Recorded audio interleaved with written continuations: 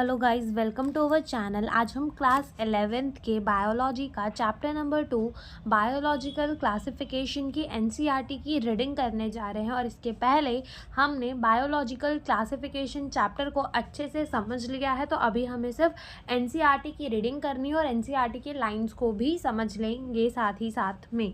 ठीक है, तो देखो, नाम ही है बायोलॉजिकल क्लासिफिकेशन चैप्टर का। इधर पे हम बायोलॉजी यानी कि हम लिविंग चीज़ों का क्लासिफिकेशन कर रहे हैं।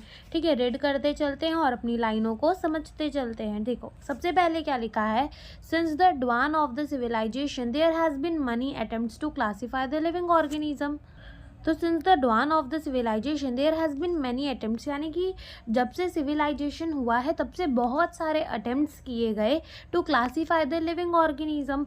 बट ऑर्गेनिजम्स को क्लासीफाई भी किया तो खाली कुछ क्राइटेरिया देखकर नहीं क्लासीफाई किया। यानी कि ये ऐसा कहना चाह रहे कि जो इनिशियली क्लासिफिकेशन चली थी ऑर्गेनिजम्स की, वो साइंटिफिक नहीं थी, बट वो हमारे वजह से थी कि हमें कैसी नीड है ऑर्गेनिज्म की, हम उसी तरीके से उसको क्लासीफाई कर दे रहे थे। जैसे कि किसी ऑर्गेनिज्म से हमें खाना मिल रहा था तो हम उसको अलग क्लासीफाई कर दे रहे थे, किसी से हमें कपड़े मिल रहे थे हम उसे अलग क्लासीफाई कर दे रहे थे, किसी से सिक्योरिटी मिल रही थी तो अलग क्लासीफाई कर दे रहे थे, किसी से हमें ट्रांसपोर्ट करवाने में हेल्प मिल जा रही थी तो उसको अलग क्लासीफाई कर दे रहे थे। तो इस तरीके से ऑर्गेनिज्म को क्लासीफाई किया जा रहा था। तो यही चीज़ लिखी है कि it was done instinctively, not using criteria that were scientific but born out of need to use the organism for own use, हमारे खुद के यूज़ के लिए, जैसे कि हमारे खाने के लिए, रहने के लिए, कपड़ों के लिए।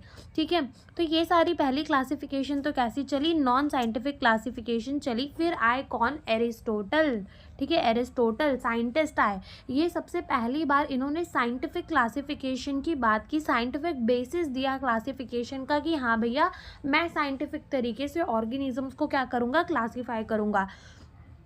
He used the simple morphological character to classify the plant into the tree, shrubs, herbs, and also divided animal into the two groups, those who have the red blood and those did not.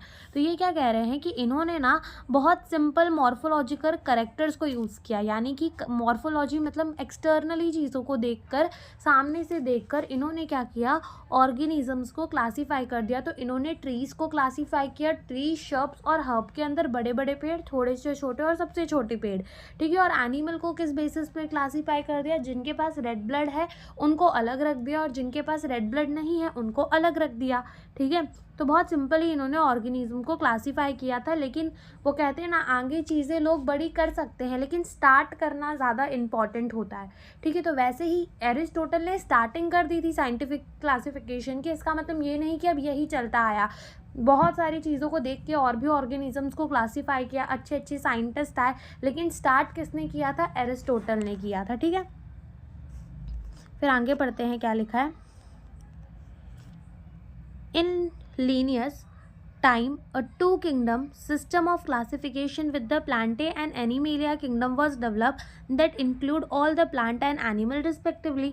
फिर Aristotle के बाद कौन आए, Linnaeus. Linnaeus ने क्या दिया, to kingdom classification दिया, जिसके अंदर उन्होंने दो किंगडम रखे, दैट इज किंगडम प्लांटे और किंगडम एनिमेलिया। ठीक है, दो किंगडम रखे। लेकिन हुआ क्या कि इन्होंने टू किंगडम क्लासिफिकेशन तो दिया कि प्लांट को प्लांट के अंदर और एनिमल को एनिमल के अंदर, लेकिन प्लांट के अंदर इन्होंने बैक्टीरिया को रखा, एल्गी को रखा, फंगी को रखा, और फिर जो प्लांट है वो तो है ब्रायोफाइट, हमारे जिम्नोस्पर्म, एंजियोस्पर्म, टेरिडोफाइट, सबको रखा।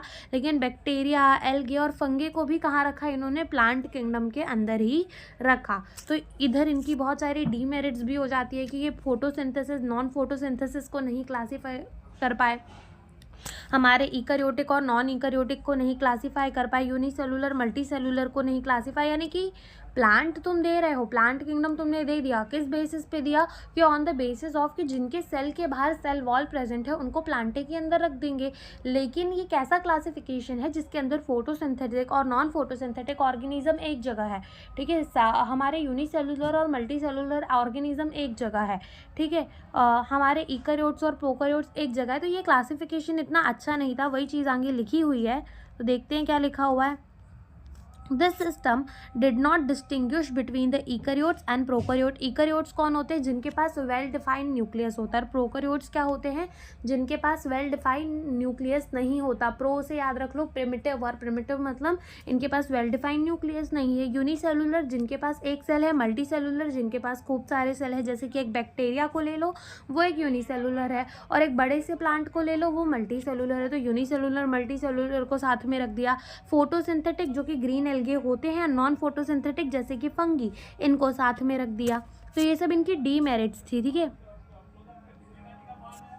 Classification of the organism into the plant and animal was easily done and was easy to understand, but the large number of the organism did not fall into either category। तो ये कह रहे थे कि इन्होंने जो क्लासिफिकेशन की plant and animal की वो बहुत ईजी थी, यानी ईजिली कोई भी देखकर भी बता सकता है कि कोई चीज़ प्लांट है या कोई चीज़ एनिमल है, और ईजी टू अंडरस्टैंड थी। लोगों के मज़ा भी आ रहा था कि हाँ चलो भाई अच्छा सा सिस्टम है, ईजी है, समझ भी आ रहा है, ठीक है। लेकिन बहुत सारे ऐसे ऑर्गेनिजम्स थे जो दोनों कैटेगरी के अंदर नहीं जा रहे थे, ना तो वो हमारे प्लांट के अंदर जा रहे थे, ना ही वो हमारे एनिमल के अंदर जा रहे थे। जैसे example lichen.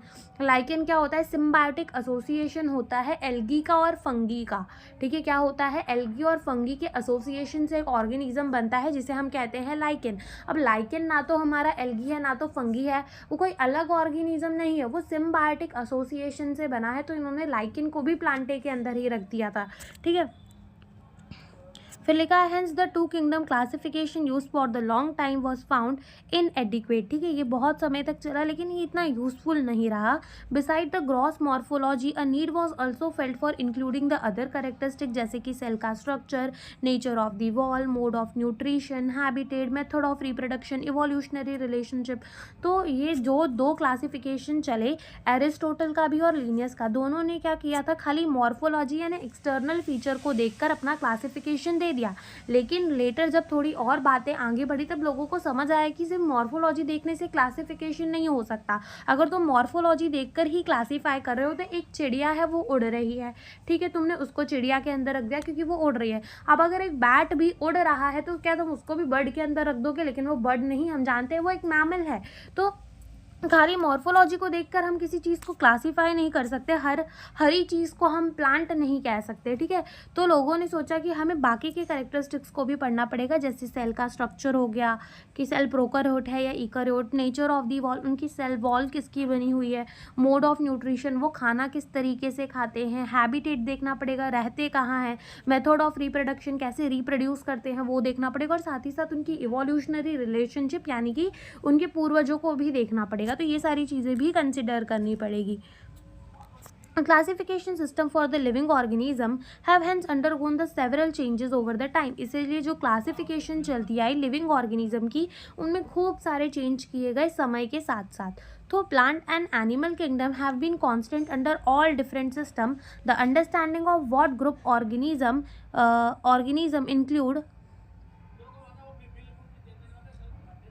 under this kingdom have been changing. The number and the nature of the other kingdom have also understood differently by the different scientists over time। तो ये क्या कह रहे हैं? ये कह रहे हैं कि क्लासिफिकेशन जो है लिविंग ऑर्गेनिज्म की वो तो चेंज होती रही, सेवरल चेंजेस के अंदर गई टाइम के साथ साथ, लेकिन प्लांट और एनिमल किंगडम जितने भी क्लासिफिकेशन आए उनके अंदर प्लांट और एनिमल किंगडम ये कांस्टेंट रहे, ठीक है, यानी कि ये चेंज नहीं हुए, ठीक है। तो पूछ सकते हैं कि कौन से दो किंगडम है जो कि हर एक क्लासिफिकेशन के अंदर कांस्टेंट चले आए? तो प्लांटे और एनिमेलिया किंगडम, ये कहना चाह रहे हैं। फिर अंडरस्टैंडिंग कौन से ग्रुप रखने हैं, उनके अंदर कौन सा ऑर्गेनिज्म रखना है, उस किंगडम के अंदर कैसे जीव रखने हैं, ठीक है। ये सब जो है समय के साथ साथ बदलता गया, अलग अलग साइंटिस्टों ने अलग अलग सोचा और अलग अलग तरीके से उन्हें प्लेस्ड किया, ठीक है। तो यहाँ पर हमें एक चार्ट दिया हुआ है कैरेक्टरिस्टिक ऑफ दी 5 किंगडम, लेकिन पहले हम समझ लेते हैं कौन सी 5 किंगडम दिए, देन हम इस चार्ट में आते हैं। तो हम रीड करते हैं, देखो क्या लिखा है। R.H. Whitaker 1969 proposed a 5 kingdom classification. The kingdom defined by him were named Monera, Protista, fungi, Plantae and animalia. ये क्या कह रहे हैं कि फिर आए हमारे एक साइंटिस्ट जिनका नाम है RH विटेकर। क्या नाम है? RH Whittaker. और वो कब आए? 1969 के अंदर। ईयर याद रखना, कब आए RH विटेकर? 1969 के अंदर। कब उन्होंने अपना क्लासिफिकेशन दिया? 1969 के अंदर। और उन्होंने दिया क्या? 5 किंगडम क्लासिफिकेशन दिया। और kingdom by defined by him, यानी कि उन्होंने कौन कौन से किंगडम दिए? किंगडम मोनेरा दिया, किंगडम प्रोटिस्टा दिया, किंगडम फंगी दिए, किंगडम प्लांटे और किंगडम एनिमेलिया। ये 5 किंगडम इन्होंने दिए। द मेन क्राइटेरिया कि इन्होंने किस बेसिस में क्लासिफिकेशन की used by him include cell का स्ट्रक्चर, इन्होंने सेल के स्ट्रक्चर देखे, बॉडी की ऑर्गेनाइजेशन देखी, मोड ऑफ न्यूट्रिशन देखा कि किस तरीके से खाना खाते हैं, रिप्रोडक्शन देखा और उनकी फाइलोजेनेटिक रिलेशनशिप्स भी देखी। एंड देन इन्होंने क्या किया? इन्होंने अपना 5 किंगडम क्लासिफिकेशन दिया, यानी कि अच्छा किंगडम था, इन्होंने सब कुछ कंसिडर किया था। ठीक है, तो यही है 5 किंगडम क्लासिफिकेशन सिस्टम। और अब हम इसका चार्ट देखते हैं। तो देखो ये हमारे क्या है? करेक्टर। और ये 5 kingdom Monera, Protista, fungi, Plantae और एनिमेलिया। ठीक है, 5 किंगडम। और यहाँ साइड पे हमें क्या गिवन है? करेक्टर्स गिवन है। क्या गिवन है हमें? करेक्टर गिवन है। तो सबसे पहले सेल का टाइप दिया हुआ है कि वो प्रोकैरियोट है या ईकैरियोट है। तो किंगडम मोनेरा के अंदर उन्होंने क्या रखा? सारे ही प्रोकैरियोटिक ऑर्गेनिजम्स को रखा। और बाकी के जो 4 किंगडम है, प्रोटिस्टा, फंगी, प्लांटे और एनिमेलिया, उन्होंने क्या रखे? ईकैरियोटिक ऑर्गेनिज्म रखे। तो पहले किंगडम में उन्होंने प्रोकैरियोटिक ऑर्गेनिज्म रखा और लास्ट के 3-4 किंगडम पे, that is the protista, fungi, Plantae, animalia, उन्होंने ईकैरियोटिक ऑर्गेनिज्म को रखा। सेकेंड उनका जो कैरेक्टर था वो था सेल वॉल। क्या था? Cell wall. कि सेल वॉल किस चीज़ की बनी हुई है? तो मोनेरा वालों की नॉन सेलुलोसिक थी, यानी कि पॉलीसैकेराइड और अमाइनो एसिड्स की सेल वॉल बनी हुई थी। किसकी? हमारे मोनेरा किंगडम वालों की।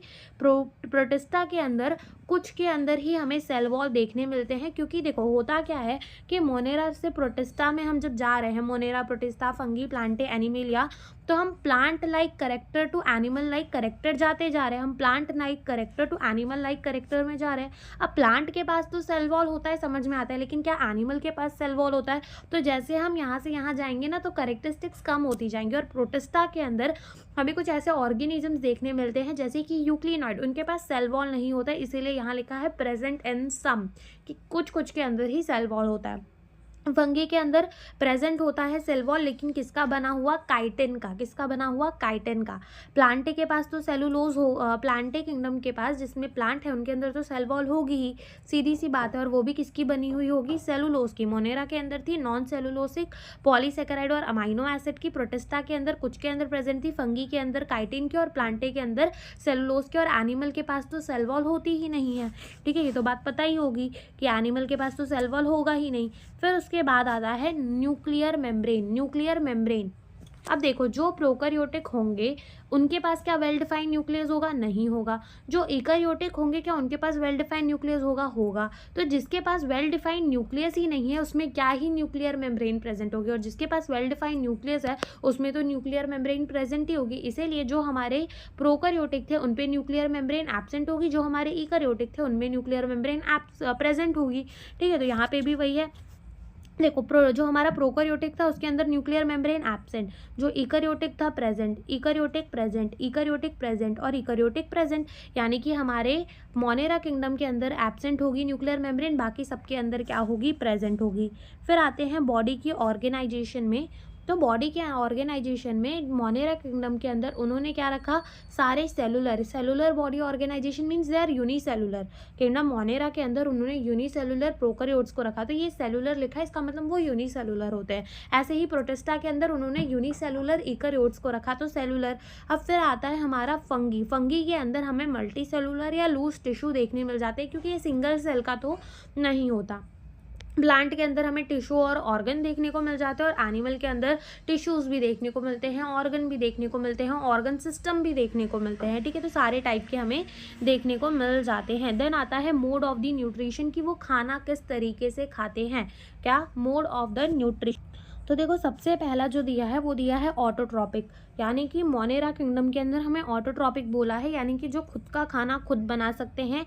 अब वो केमोसिंथेटिक यानी कि इनऑर्गेनिक चीज़ों को यूज़ करके भी खुद का खाना खुद बना सकते हैं, और फोटोसिंथेटिक यानी लाइट को यूज़ करके भी खुद का खाना खुद बना सकते हैं।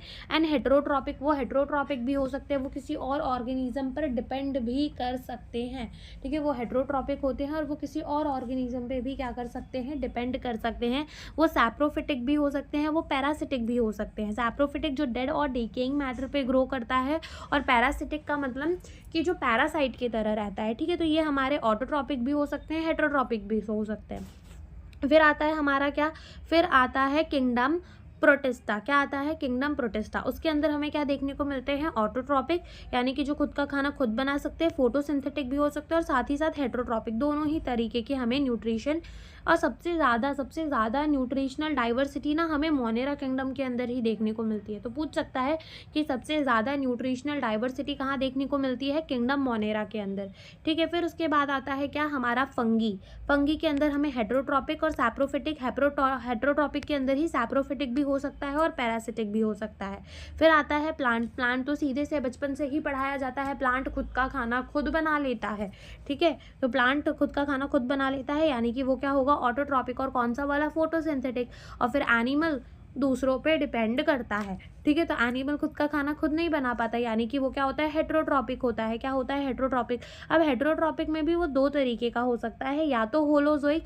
होलोजोइक वो एनिमल होते हैं जो पहला पूरा खाना इंजेस्ट करते हैं एंड देन डाइजेस्ट करते हैं, और वो सैप्रोफिटिक भी हो सकते हैं, यानी कि तुम एनिमल किंगडम में ही पढ़ोगे कि कुछ सैप्रोफिटिक्स भी होते हैं। ठीक है, तो ये हो गई ये टेबल हमारी खत्म। तो फिर से आते हैं हम अपनी इसी रीडिंग में। तो यहाँ पे लिखा है the 3 domain system has also been proposed that divide the kingdom Monera into the 2 domain, leaving the remaining eukaryotic kingdom in the 3rd domain, thereby the 6th kingdom classification. You will learn about this system detail in the higher classes. तो हम समझाते हैं कि यहाँ पर ये बोलना क्या चाह रहा है, ये कहना चाह रहा है कि जो हमारा किंगडम कौन कौन सा है, kingdom Monera, Protista, fungi, Plantae और एनिमेलिया, तो ये सब कोई क्या है, ईकारियोटिक है, सब कोई क्या है, यूकारियोटिक है। और ये जो किंगडम मोनेरा है ये क्या है, प्रोकैरियोटिक। अब इन्होंने प्रोकैरियोटिक को डिवाइड कर दिया किसके अंदर, आर्के बैक्टीरिया एंड यू बैक्टीरिया के अंदर। किसके अंदर, आर्के बैक्टीरिया एंड यू बैक्टीरिया के अंदर। तो आर्के बैक्टीरिया को इन्होंने एक डोमेन माना, यू बैक्टीरिया को इन्होंने एक डोमेन माना, और सारे ही ईकारियोटिक ऑर्गेनिज्म को एक डोमेन माना। तो 1, 2 और 3, 3 डोमेन सिस्टम आ गया। ठीक है, तो ये होता है 3 डोमेन सिस्टम। फिर उसके बाद लिखा है कि let us look at this 5 kingdom classification to understand the issue and consideration that influence the classification system. यानी कि ये कह रहे हैं कि अब हम देखते हैं 5 किंगडम क्लासिफिकेशन की उसमें कैसी नई चीज़ आई जो पहले की इशूज़ को सॉल्व कर रही थी। ठीक है, यही लिखा है। अब हम भी पढ़ते हैं कि क्या लिखा है। देखो, earlier classification system included the bacteria, blue green algae, खाली नाम ही इसका ब्लू ग्रीन एल्गे है, ये किंगडम मोनेरा के अंदर आता है, ये एक बैक्टीरिया होता है। अब नाम खाली इसका ब्लू ग्रीन एल्गे रख दिया इसलिए एल्गे ही चला आ रहा है, लेकिन ये एल्गी नहीं होता। Fungi, moss, ferns, gymnosperm and the angiosperm under the Plantae. जैसे कि मैंने पहले ही बताया, लिनियस ने तो प्लांटे के अंदर सबको रख दिया था, तो ये भी वही कहना चाह रहे हैं कि प्लांट किंगडम के अंदर तो इन्होंने सबको रख दिया था, बैक्टीरिया को, ब्लू ग्रीन एल्गी को, फंगी को, मॉस को, फर्न्स को, जिम्नोस्पर्म्स को, एंजियोस्पर्म्स को, सबको प्लांटे के अंदर रख दिया था। The correct that unified this whole kingdom was that all organism included the cell wall in their structure। और किस बेसिस में सारे के सारे ऑर्गेनिज्म को प्लांटे किंगडम के अंदर रख दिया था कि सबके पास क्या होते हैं, सेल वॉल होते हैं। This place together group which widely differed in other character. ऐसे ग्रुप्स को रख दिया था जिनके करेक्टर्स बहुत ज़्यादा अलग थे। It brought together the prokaryotic bacteria and the blue green algae cyanobacteria with the other group which are eukaryotic. ये कह रहे हैं कि इन्होंने क्या किया, प्रोकैरियोटिक ऑर्गेनिजम्स जैसे कि बैक्टीरिया हो गया, जैसे कि ब्लू ग्रीन एल्गे, जैसे मैंने बताया मोनेरा के अंदर आता है, साइनोबैक्टीरिया इसका असली नाम होता है, लेकिन नाम ब्लू ग्रीन एल्गे चल गया तो ब्लू ग्रीन एल्गे ही चल गया। ठीक है, इन्होंने इन 2 ऐसे ऑर्गेनिजम्स को, या फिर और भी ज़्यादा, उस ऑर्गेनिजम्स के अंदर, उस किंगडम के अंदर रख दिया जहाँ पर ईकार्योटिक ऑर्गेनिज्म थे। It also group together the unicellular organism and the multicellular. इन्होंने यूनिसेलुलर एंड मल्टीसेलुलर ऑर्गेनिज्म को भी साथ में रख दिया, जैसे कि मोनेरा के अंदर ही क्या आता है, ब्लू ग्रीन एल्गे। एल्गे को यहाँ इन्होंने कहाँ रख दिया था, बैक्टीरिया को कहाँ रख दिया था, किंगडम प्लांटे के अंदर रख दिया था। तो वन से फॉर एग्जाम्पल दे रहे हैं Chlamydomonas and Spirogyra were place together under the algae. दोनों को कहाँ रख दिया था, एल्गे के अंदर रख दिया था। The classification did not differentiate between the heterotrophic group. ठीक है, ये क्लासिफिकेशन डिफरेंशिएट नहीं कर रही थी between the heterotrophic and autotrophic green plant. Fungi जो कि एक हेट्रोट्रॉपिक होता है, ग्रीन प्लांट जो कि खुद का खाना खुद बना लेता है, उनको सेम किंगडम के अंदर रख दिया। तो they have also shown the other characteristic difference in their wall composition. The fungi has a chitin in their wall while the green plant has a cellulosic cell wall. इन्होंने fungi को मतलब walls भी उनके अलग अलग थे, fungi की, chitin की, ग्रीन प्लांट की, सेलुलोज की, उनको भी साथ में रख दिया। When such characteristic were considered the fungi were placed in the separate kingdom fungi. और जब ये सारे कैरेक्टरिस्टिक्स को पढ़ा गया तो फंगी को अलग किंगडम में रख दिया, किंगडम फंगी के अंदर। All prokaryotic organism were grouped under together the kingdom Monera and the unicellular eukaryote organism were placed in the Protista kingdom. तो ये क्या कह रहे हैं कि जितने भी प्रोकैरियोट्स थे, प्रोकैरियोटिक ऑर्गेनिजम्स, उनको कहाँ रख दिया, किंगडम मोनेरा के अंदर रख दिया। और जितने भी यूनिसेलुलर ईकार्योट्स थे उनको कहाँ रख दिया, किंगडम प्रोटिस्टा के अंदर रख दिया। Kingdom Protista has brought together the Chlamydomonas, Chlorella, earlier placed in algae with the plant and both having cell wall with paramecium and amoeba। ठीक है, यानी कि किंगडम प्रोटिस्टा के अंदर इन्होंने क्या क्या रख दिया था, पैरामीशियम, अमीबम, इन सबको साथ में रख दिया था। It has put together organism which in earlier classes were placed in the different kingdom। ऐसा नहीं कि इन्होंने किंगडम्स को अलग ही किया, लेकिन ऐसे जो अलग अलग किंगडम में पहले प्लेस थे उनको एक सेम किंगडम में रख दिया। ठीक है, this happen because the criteria for the classification change. तो क्वेश्चन ये भी पूछ सकता है कि इतना जो है ये फ्लक्चुएशन आया कि एक किंगडम से उठा के दूसरे किंगडम में डाले जा रहे, ये क्यों हो रहा था? Because the criteria for the classification change, जो क्राइटेरिया था क्लासिफिकेशन का वो चेंज कर दिया जा रहा था। This kind of change will take place in the future too, depending on the improvement in our understanding of characteristics and evolutionary relationship। और ये कह रहे हैं कि ऐसे ही और चेंज फ्यूचर में भी हो सकते हैं। ठीक है, फ्यूचर में भी हो सकते हैं क्योंकि अपनी अंडरस्टैंडिंग जो है वो और बढ़ती जाएगी। Over time, an attempt has been made to evolve the classification system which reflect not only the morphology, physiology and reproductive similarities but also in the phylogenetic that is based on the evolutionary relationship। कि खाली ऊपर ऊपर की चीज़ों के पढ़ने से काम नहीं चलेगा, रिप्रोडक्टिव देख ली, मॉर्फोलॉजी देख ली, फिजियोलॉजी देख ली, हमें अंदर की चीज़ें भी पढ़नी पड़ेंगी, हमें इवोल्यूशनरी रिलेशनशिप्स को भी पढ़ना पड़ेगा। In this chapter we will study characteristic of the kingdom Monera, यानी कि इस चैप्टर के अंदर हम करेक्टरिस्टिक पढ़ेंगे किंगडम मोनेरा का, प्रोटिस्टा का एंड फंगी का, of the Whittaker system of classification. यानी आर.एच. विटेकर ने जो भी क्लासिफिकेशन दी थी, तो मोनेरा, प्रोटिस्टा, फंगी अभी पढ़ लेंगे। प्लांट किंगडम के लिए किंगडम प्लांटे अलग चैप्टर है, किंगडम एनिमेलिया अलग चैप्टर है। The kingdom Plantae and animalia commonly referred to the plant and animal kingdom respectively will be dealt separately in the chapter number 3 and 4। ठीक है, तो आते हैं हम अपने किंगडम मोनेरा के अंदर। तो किंगडम मोनेरा में हमें ये याद रखना होता है कि इधर पे सारे यूनिसेलुलर प्रोकैरियोट्स को रखा गया और बैक्टीरिया जो होते हैं वो सोल मेंबर होते हैं किंगडम मोनेरा के, यानी कि किंगडम मोनेरा की आत्मा, किंगडम मोनेरा की जान ही क्या है, बैक्टीरिया है। तो पढ़ते हैं यहाँ पर क्या लिखा हुआ है, देखो, bacteria are the sole member of the kingdom Monera. ठीक है, they are the most abundant micro organism, यानी कि सबसे अबंडेंट, सबसे ज़्यादा, सबसे भारी मात्रा में जो ऑर्गेनिजम्स पाए जाते हैं वो क्या है, हमारे बैक्टीरिया। बैक्टीरिया अकर ऑलमोस्ट एवरीवेयर। ये कह रहे हैं बैक्टीरिया हमें हर जगह देखने को मिल सकता है। Hundreds of the bacteria are present in a handful of the soil. एक मुट्ठी रेत में, एक मुट्ठी मिट्टी में हमें हंड्रेड्स ऑफ द बैक्टीरिया देखने को मिल सकते हैं। They also live in the extreme habitat. वो एक्सट्रीम हैबिटेट में रह सकते हैं, जैसे कि हॉट स्प्रिंग, गरम गरम पानी में, डेजर्ट्स में, बर्फ़ में, डीप ओशन पे, जहाँ पे बहुत कम लाइफ फॉर्म एग्जिस्ट कर सकती है। Many of them live in और on other organism as parasite. और बहुत सारे जो है कुछ ऑर्गेनिजम्स के अंदर रहते हैं, कुछ ऑर्गेनिजम्स के बाहर रहते हैं। किस तरीके से? As the parasite. Bacteria are grouped under the 4 category. Bacteria को 4 कैटेगरीज में ग्रुप किया गया है बेस्ड ऑन देयर शेप। किस बेसिस में? उनकी शेप कैसी है उस बेसिस में। The spherical coccus, the rod shape bacillus, the comma shape vibrio and the spirilla. यानी कि 4 शेप में उनको क्लासीफाई किया है। जो गोल है उन्हें कोकस कह दिया, जो बल्ले जैसी शेप का है उसको बैसिलस कह दिया, जो कॉमा शेप का है उसको विब्रियो कह दिया, और जो स्पाइरल शेप का है उसको क्या कह दिया गया? स्पाइरेलम कह दिया गया। ठीक है, तो यही हमें इसके डायग्राम्स भी गिवन है, हम देखते हैं यहाँ पर। तो देखो ये हमारा क्या है? गोल गोल, तो इसका नाम क्या रख दिया? कोकस। ये बल्ले जैसी शेप का है तो इसका नाम क्या रख दिया? बैसिलस। क्या नाम रख दिया इसका? बैसिलस, बल्ले जैसे शेप का है। और ये क्या है? इसका स्पोर, स्पोर कह लो या फिर एंडोस्पोर कह लो। ठीक है, ये स्पाइरल स्प्रिंग जैसी शेप का है तो इसका नाम क्या रख दिया? स्पाइरेलम। और ये क्या लगे हुए हैं? इसके फ्लैजिला। क्या लगे हुए हैं? इसके फ्लैजिला। ठीक है, और कॉमा शेप का है ये, तो इसको क्या बोल दिया? विब्रियो देख लिया गया। Bacteria of the different shape.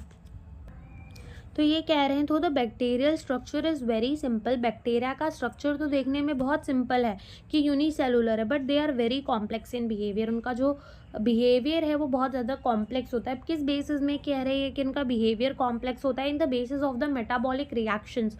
ठीक है, अगर तुम देखो एक मल्टी सेलुलर ऑर्गेनिजम्स के अंदर तो जितने भी काम हो रहे हैं, वेदर इट रिप्रोडक्शन, रेस्पिरेशन, ठीक है, कुछ भी खाना खा रहे हैं, निकाल रहे हैं, कुछ भी उन सब के लिए क्या होते हैं? अलग अलग सिस्टम्स होते हैं, अलग अलग टिश्यू होते हैं। लेकिन एक बैक्टीरिया के अंदर एक सिंगल सेल ही सब कुछ संभाल रहा होता है। तो सोचो उसके अंदर रिएक्शंस किस तरीके से चल रही होती है। तो यहीं पे लिखा है कि बैक्टीरिया का स्ट्रक्चर तो बहुत ज़्यादा सिंपल होता है, but they are very complex in behaviour.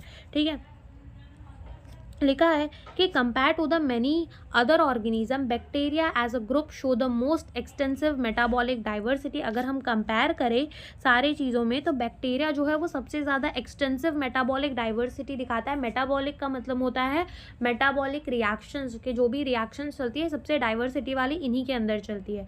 Some of the bacteria are autotrophic. कुछ बैक्टीरिया ऑटोट्रॉपिक होते हैं, यानी कि वो खुद का खाना खुद बनाते हैं। That is they synthesise their own food from the inorganic substrate. They may be photosynthetic autotroph, यानी लाइट को यूज कर कर अपना खाना बना ले, और कीमोसिंथेटिक यानी इनऑर्गेनिक चीज़ों को यूज करके अपना खाना बना ले। The vast majority of the bacteria are the heterotrophic. ज़्यादातर बैक्टीरिया हेट्रोट्रॉपिक होते हैं जो कि डिपेंड करते हैं, that is the depend on the other organism, या फिर डेड मैटर, ऑर्गेनिक मैटर पे डिपेंड करते हैं अपने खाने के लिए। फिर आता है हमारा क्या? आर्के बैक्टीरिया। तो आर्के बैक्टीरिया को तुम ऐसा मान सकते हो कि ये है हमारे पिक्चर का हीरो।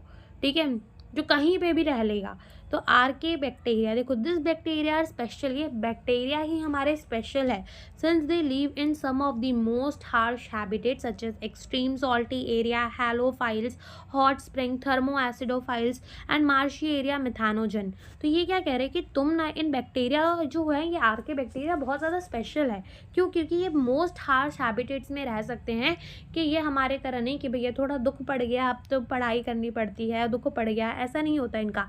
ये सबसे ज़्यादा हार्श हैबिटेट में रह सकते हैं, यानी कितना भी दुख पड़े, कितनी भी आंधी आ जाए, तूफान आ जाए, इन्हें फ़र्क नहीं पड़ता, ये रह लेंगे।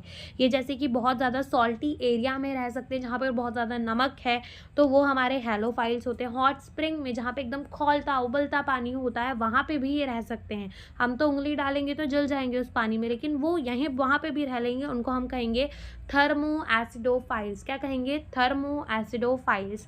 ठीक है, थर्मो का मतलब हॉट हो जाता है, एसिड का मतलब जहाँ पर पीएच कम होती है वहाँ पे भी रह लेंगे। मार्शी एरिया, कीचड़ में भी रह लेंगे, उनको हम क्या कहेंगे? मिथानोजन। और मिथानोजन जो है वो गट्स में भी रहती है कुछ रूमिनेंट एनिमल की, इसीलिए उनके जो गोबर होता है उनसे गोबर गैस बनाई जाती है जिसमें मीथेन गैस भी निकलती है। तो ये लिखा है कि archaebacteria differ from other bacteria in having a different cell wall structure and this feature is responsible for their survival in the extreme condition. तो क्वेश्चन ये आता था कि आर्के बैक्टीरिया इतने हीरो बन कैसे ले रहे हैं, इनके पास ऐसा क्या है जो बाकियों के पास नहीं? तो पता चला कि इनके पास जो सेल वॉल है, इनके सेल वॉल में कुछ ऐसी चीज़ें हैं जो इनको दूसरे बैक्टीरिया से अलग बनाती है, और वही उनको हेल्प करती है कि वो एक्सट्रीम हैबिटेट्स में भी रह सके। ठीक है, क्योंकि अगर तुम यू बैक्टीरिया को देखोगे तो इसकी जो सेल वॉल है वो किसकी बनी हुई होती है? म्यूरिन की। किसकी? यू बैक्टीरिया की। वेरस जो आर्के बैक्टीरिया होते हैं उनकी जो सेल वॉल है वो सूडो म्यूरिन की बनी हुई होती है। किसकी? सूडो म्यूरिन की बनी हुई होती है, जिसमें हमें क्या देखने को मिलता है?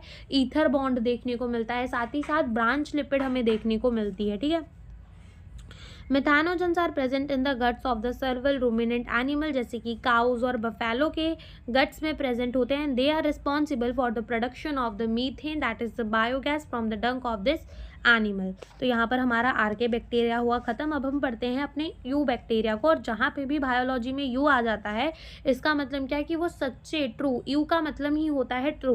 ठीक है, तो there are the thousands of the different eubacteria और ट्रू बैक्टीरिया। ये कह रहे हैं कि हमें thousands of different eubacteria और ट्रू बैक्टीरिया देखने को मिल जाते हैं। They are characterise by the presence of the rigid cell wall. इन्हें हम कैटेगराइज कैसे करते हैं कि इनके पास रिजिड सेल वॉल होगी, किसकी बनी हुई होगी, म्यूरीन की बनी हुई होगी। ठीक है, किसकी बनी हुई होगी, म्यूरीन की। ठीक है, और अगर वो मोटाइल होंगे तो उनके पास क्या होगा, फ्लैजिलम होगा। अब जो हमारा साइनोबैक्टीरिया है, जिसे हम ब्लू ग्रीन एल्गे भी कहते हैं, उनके पास क्या होता है, क्लोरोफिल ए होता है। बहुत ज़्यादा ये क्लोरोफिल ए जो है ना प्लांट्स के पास भी होता है, इसलिए लिखा है कि क्लोरोफिल ए होता है similar to the green plant. And ये क्या होते हैं, हमारे फोटोसिंथेटिक ऑटोट्रॉप्स होते हैं, यानी कि जो खुद का खाना खुद बना लेते हैं, फोटोसिंथेटिक ऑटोट्रॉप होते हैं। The cyanobacteria are the unicellular. Cyanobacteria हमारा यूनिसेलुलर भी हो सकता है। कॉनिकल, ठीक है, कॉनिकल यानी कि अगर वो ऐसे ऐसे ऐसे ऐसे ऐसे पूरी कॉलोनी बना ले, इसलिए हम उसको क्या कह देते हैं, कॉनिकल। तो वो हमारा कॉनिकल भी हो सकता है, साथ ही साथ वो हमारा क्या हो सकता है, यूनिसेलुलर भी हो सकता है, वो फिलामेंटस भी हो सकता है। ठीक है, लंबी सी चेन। कॉलोनीज का मतलब तुम ऐसे मान सकते हो कि पूरी कॉलोनी बना के रह रहा है, और फिलामेंटस उसने एक चेन बना ली तो वो फिलामेंटस भी हो सकता है। वो फ्रेश वाटर, अच्छे पानी, मराइन वाटर यानी कि खारे पानी में भी रह सकता है। साथ ही साथ वो एक टेरेस्ट्रियल एल्गे भी है। ठीक है, एल्गे बोल रहे हैं लेकिन ये एल्गे है नहीं, ये बैक्टीरिया है। ठीक है, फिर लिखा है कि the colonies are generally surrounded by the gelatinous sheath, they often from the blooms in the polluted water body. तो ये कह रहे हैं कि इनकी जो कॉलोनीज है ना वो जनरली सराउंडेड होती है किससे, बाय द जिलेटिनियस शीथ। ठीक है, किससे कवर्ड होती है, जिलेटिनियस शीथ से कवर होती है। और ये क्या करते हैं, ब्लूम्स बनाते हैं इन द पॉल्यूटेड वाटर बॉडी, यानी कि तुम देखोगे कि जहाँ पर गंदा पानी होता है, ठीक है, वहाँ पर हरा हरा ऊपर पानी के अंदर जम जाता है, वो यही होते हैं। Some of this organism can fix the atmospheric nitrogen into the specialised cell called the heterocyst. कुछ जो है ये ऑर्गेनिजम्स क्या कर सकते हैं, नाइट्रोजन को फिक्स कर सकते हैं। नाइट्रोजन को फिक्स करने का नाम, नाइट्रोजन को ठिकाने लगा सकते हैं। इसका मतलब कि नाइट्रोजन को यूज कर कर अपना खाना बना सकते हैं अपने एक स्पेशलाइज्ड सेल में, जिन्हें हम कहते हैं हेटेरोसिस्ट। और इसका एग्जाम्पल क्या गिवन है, नॉस्टॉक और एनेबिना। क्या गिवन है, नॉस्टॉक और एनेबिना। ठीक है, chemosynthetic autotrophic bacteria oxidize the various inorganic substances such as nitrates, nitrites and ammonia and use the release energy for the ATP production। तो ये कह रहे हैं कि जो हमारे कीमोसिंथेटिक ऑटोट्रॉपिक बैक्टीरिया होते हैं जो इनऑर्गेनिक चीज़ों को यूज़ करके अपना खाना बनाते हैं, तो ये क्या करते हैं, इनऑर्गेनिक चीज़ों को यूज़ करते हैं, जैसे कि नाइट्रेट्स हो गया, नाइट्राइट्स हो गया, अमोनिया हो गया, और जो भी एनर्जी रिलीज होती है उसको अपने ATP प्रोडक्शन में लगा देते हैं। They play the great role in recycling the nutrient, जैसे कि नाइट्रोजन, फॉस्फोरस, आयरन, सल्फर, ये सारी चीज़ों का ये क्या करवाते हैं, मतलब साइकिल करवा देते हैं। ठीक है, तो अगर तुम यहाँ पे देखो इस डायग्राम के अंदर, तो यहाँ पर हमें filamentous, blue green algae, nostoc दिखाया हुआ है। तो तुम अगर यहाँ पे देखो तो ये क्या है, ये इसकी पूरी फिलामेंटस चेन बनी हुई है। यहाँ पे इसके सेल है जो कि कवर्ड है बाय द जिलेटिनियस कोटिंग। ठीक है, और इसको हम म्यूसिलिजिनस कोटिंग भी कह सकते हैं। ये क्या करता है ना, ये प्रिवेंट करता है बैक्टीरिया को डेसिकेशन से, यानी कि अगर सूखा पड़ जाए तो उसमें सूखा ना पड़े, यानी कि डेसिकेशन से बैक्टीरिया को बचाता है। ठीक है, और अगर तुम यहाँ पर देखोगे तो तुम्हें ये दिख रहे हैं कुछ सेल्स। ठीक है, इन्हें हम कहते हैं हेटेरोसिस्ट सेल, जहाँ पर नाइट्रोजन फिक्सेशन होती है। ये हेटेरोसिल सेल की अगर तुम देखो थिक वॉल है, ठीक है, मोटी वॉल है। क्यों, ताकि ऑक्सीजन की एंट्री ना हो पाए, इस वजह से इनकी क्या होती है, मोटी वॉल होती है। अब ऑक्सीजन की एंट्री क्यों ना हो पाए, क्योंकि ऑक्सीजन जो है वो इनहिबिट कर देता है एक्टिविटी ऑफ द नाइट्रोजनेज, और नाइट्रोजनेज क्या करता है, नाइट्राइट, नाइट्रोजन सबको कन्वर्ट करवाता है, एनर्जी निकलवाता है। और अगर वही इनएक्टिव हो गया तो फ़ायदा क्या, इसलिए ऑक्सीजन की एंट्री ना हो, इसलिए इसके वॉल्स कैसे होते हैं, थिक होते हैं। ठीक है, फिर आते हैं फिर से अपने यहीं पर। ठीक है, और पढ़ते हैं आगे क्या लिखा हुआ है। लिखा हुआ है कि heterotrophic bacteria are the most abundant, सबसे ज़्यादा होते हैं in nature. The majority are important decomposers, बहुत सारे जो होते हैं वो क्या होते हैं, डीकम्पोजर्स होते हैं। अब डीकम्पोजर्स क्या होते हैं, जो भी डेड चीज़ें होती हैं उसके ऊपर फीड करते हैं, ठीक है, तो डीकम्पोजर वो होते हैं। Many of them have the significant impact on the human affair, और बहुत सारे जो हैं अच्छा खासा इफेक्ट करते हैं ह्यूमन्स के काम को। They are helpful in making the curd from the milk, ठीक है, वो हेल्पफुल होते हैं दही से, मिल्क से दही बनाने के लिए, दूध से दही बनाने के लिए, एंटीबॉडीज़ के प्रोडक्शन में, फिक्सिंग नाइट्रोजन फिक्सेशन के तो काम ही आते हैं। तो लिखा हुआ है कि रूट्स के अंदर etcetera, some are the pathogen, ठीक है, कुछ पैथोजन होते हैं। पैथोजन का मतलब होता है disease causing organism, cause damage to the human being, ठीक है, ह्यूमन बींग को डैमेज कर देते हैं, क्रॉप को, ठीक है, फार्म्स को, पेट्स को, इन सबको डैमेज कर देते हैं। और सीटी यानी कि cholera, typhoid, tetanus and citrus canker, ठीक है, ये वेल नोन डिजीज है जो कि बैक्टीरिया के द्वारा होता है, बैक्टीरिया के वजह से हमें हो जाता है।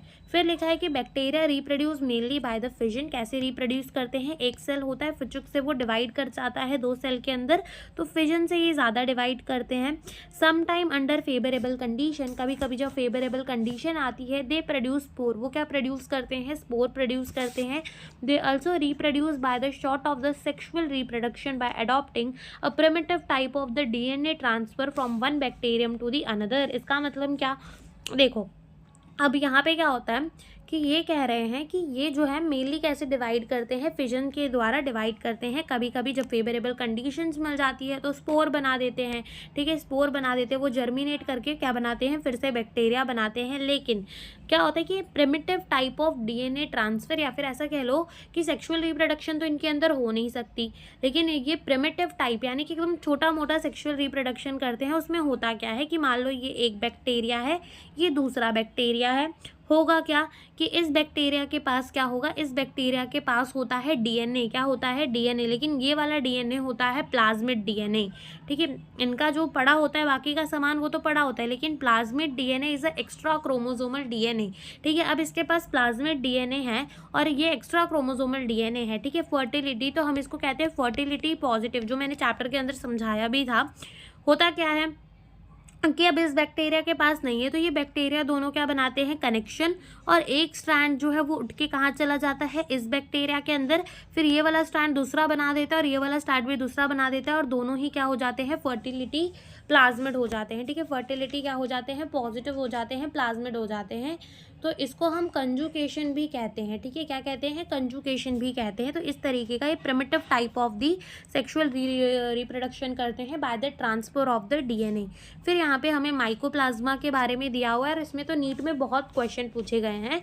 लिखा है कि mycoplasma are the organism that completely lack the cell wall. Microplasma एक ऑर्गेनिज्म होता है जिसके पास कोई भी सेल वॉल नहीं होती। They are the smallest living cell known, सबसे छोटे लिविंग सेल हैं जिन्हें हम जानते हैं, वो हमारे कौन है, mycoplasma, and can survive without oxygen, बिना ऑक्सीजन के भी ये जी सकता है। और बहुत सारे माइकोप्लाज्मा क्या होते हैं, पैथोजेनिक होते हैं, किसमें, प्लांट्स के अंदर और एनिमल के अंदर। तो यहाँ पर हमारा किंगडम मोनेरा होता है ख़त्म। और ये डायग्राम देख लेना, ये हमें एक डिवाइडिंग क्या दिखाया गया है, बैक्टीरिया दिखाया गया है, और ये हमें इसकी सेल वॉल दिखाई गई है, अंदर की तरफ उसकी सेल मेम्ब्रेन, और ये उसका क्या पड़ा हुआ है, डीएनए पड़ा हुआ है, डिवाइडिंग बैक्टीरियम, ठीक है। तो यहाँ पर हमारा ख़त्म होता है किंगडम मोनेरा, और अब आते हैं हम कहाँ, किंगडम प्रोटिस्टा के ऊपर, जहाँ पर इकारियोटिक सिंगल सेल्ड इकारियोटिक ऑर्गेनिज्म को रखा गया है किंगडम प्रोटिस्टा के अंदर, ठीक है। तो देखते हैं, अब पढ़ते हैं यहाँ पर क्या लिखा हुआ है।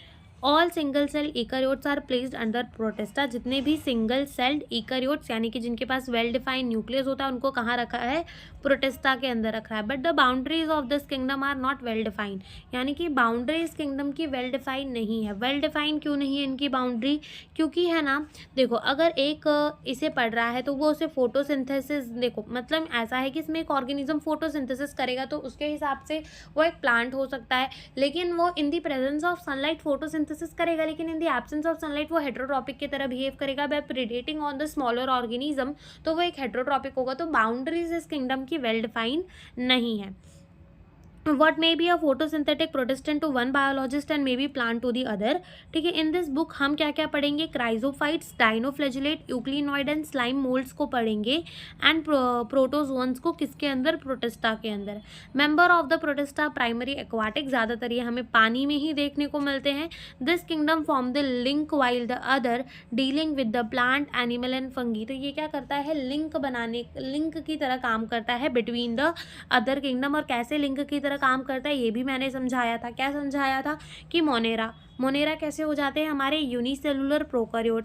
फंगी प्रोटिस्टा हमारे कैसे हो जाते हैं यूनिसेलुलर इकारियोट. और उसके बाद हमारा फंगी, प्लांटे और एनिमेलिया क्या हो जाता है, मल्टी सेलुलर इकारियोट. तो ये लिंक नहीं बना रहा है, ये भी यूनिसेलुलर, ये भी यूनिसेलुलर, ये भी इकारियोटिक, ये भी इकारियोटिक. तो एक लिंक बना देता है बिटवीन द अदर ऑर्गेनिज्म. ठीक है, member of the Protista primary aquatic होते हैं. This kingdom form the link why the other dealing with the plant, animal, fungi. बिगिन ईकैरियोटिक. जो प्रोटिस्टन सेल बॉडी है उनमें क्या होता है, वेल डिफाइंड न्यूक्लियस होता है. अदर मेम्ब्रेन बाउंड ऑर्गेनल होते हैं बिकॉज ये ईकैरियोटिक होते हैं. ठीक है, कुछ के पास फ्लैजिला भी होता है और सीलिया भी होता है. Protist reproduce asexually and sexually, दोनों तरीके से रिप्रोड्यूस कर सकते हैं by the process involving the cell fusion and zygote formation. तो सबसे पहले अब हम क्या पढ़ेंगे, क्राइजोफाइट्स के बारे में पढ़ेंगे. तो देखो क्राइजोफाइट्स में क्या लिखा हुआ है, this group include the diatom and the golden algae desmids. ठीक है, इस ग्रुप के अंदर डाई एटम आते हैं और साथ ही साथ क्या आते हैं, गोल्डन एल्गे, जिसे हम क्या कहते हैं, डेस्मिट्स भी कहते हैं. They are found in the fresh water as well as in the marine environment. ये हमें अच्छे पानी में भी दिख जाते हैं, फ्रेश वाटर के अंदर, साथ ही साथ ये हमें खारे पानी के अंदर भी दिखते हैं. They are microscopic. ठीक है, माइक्रोस्कोपिक होते हैं, छोटे छोटे से होते हैं. Float passively in the water current. Phytoplankton, plankton कह लो, यानी कि float passively with the water current, यानी पानी की लहर जिस तरफ जाएगी उसी तरफ ये बहते बहते चले जाएंगे. ठीक है, क्योंकि है तो यूनिसेलुलर.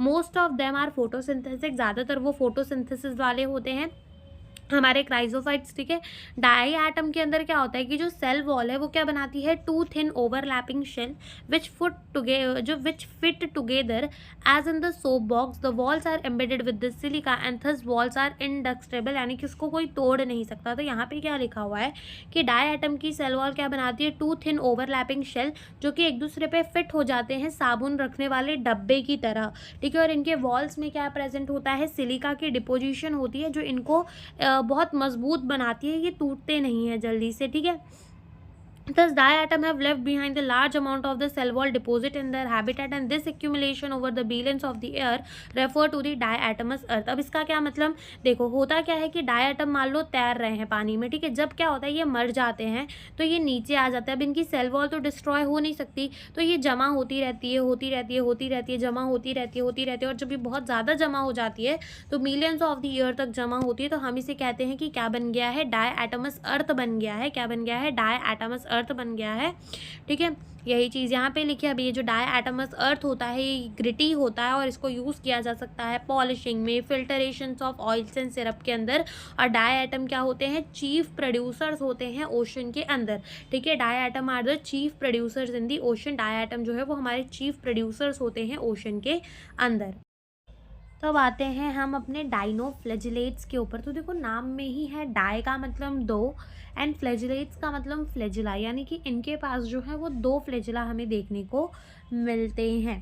तो देखो क्या लिखा है कि this organism are mostly marine. ये ऑर्गेनिज्म ज़्यादातर हमें कहाँ दिखते हैं, नमक वाले पानी में. एंड फोटोसिंथेटिक यानी खुद का खाना खुद बनाते हैं. They appear the yellow, green, brown, blue और red depending on the main pigment present in their cell. इनके सेल के अंदर प्रेजेंट होते हैं पिगमेंट.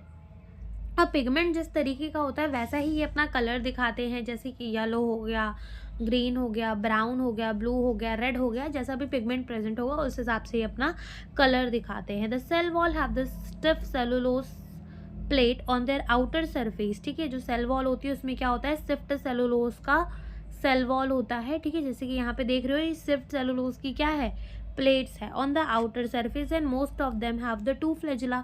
ज़्यादातरों के पास दो फ्लैजिला होता है. One lies longitudinally and other is transverse in the furrow between the plate.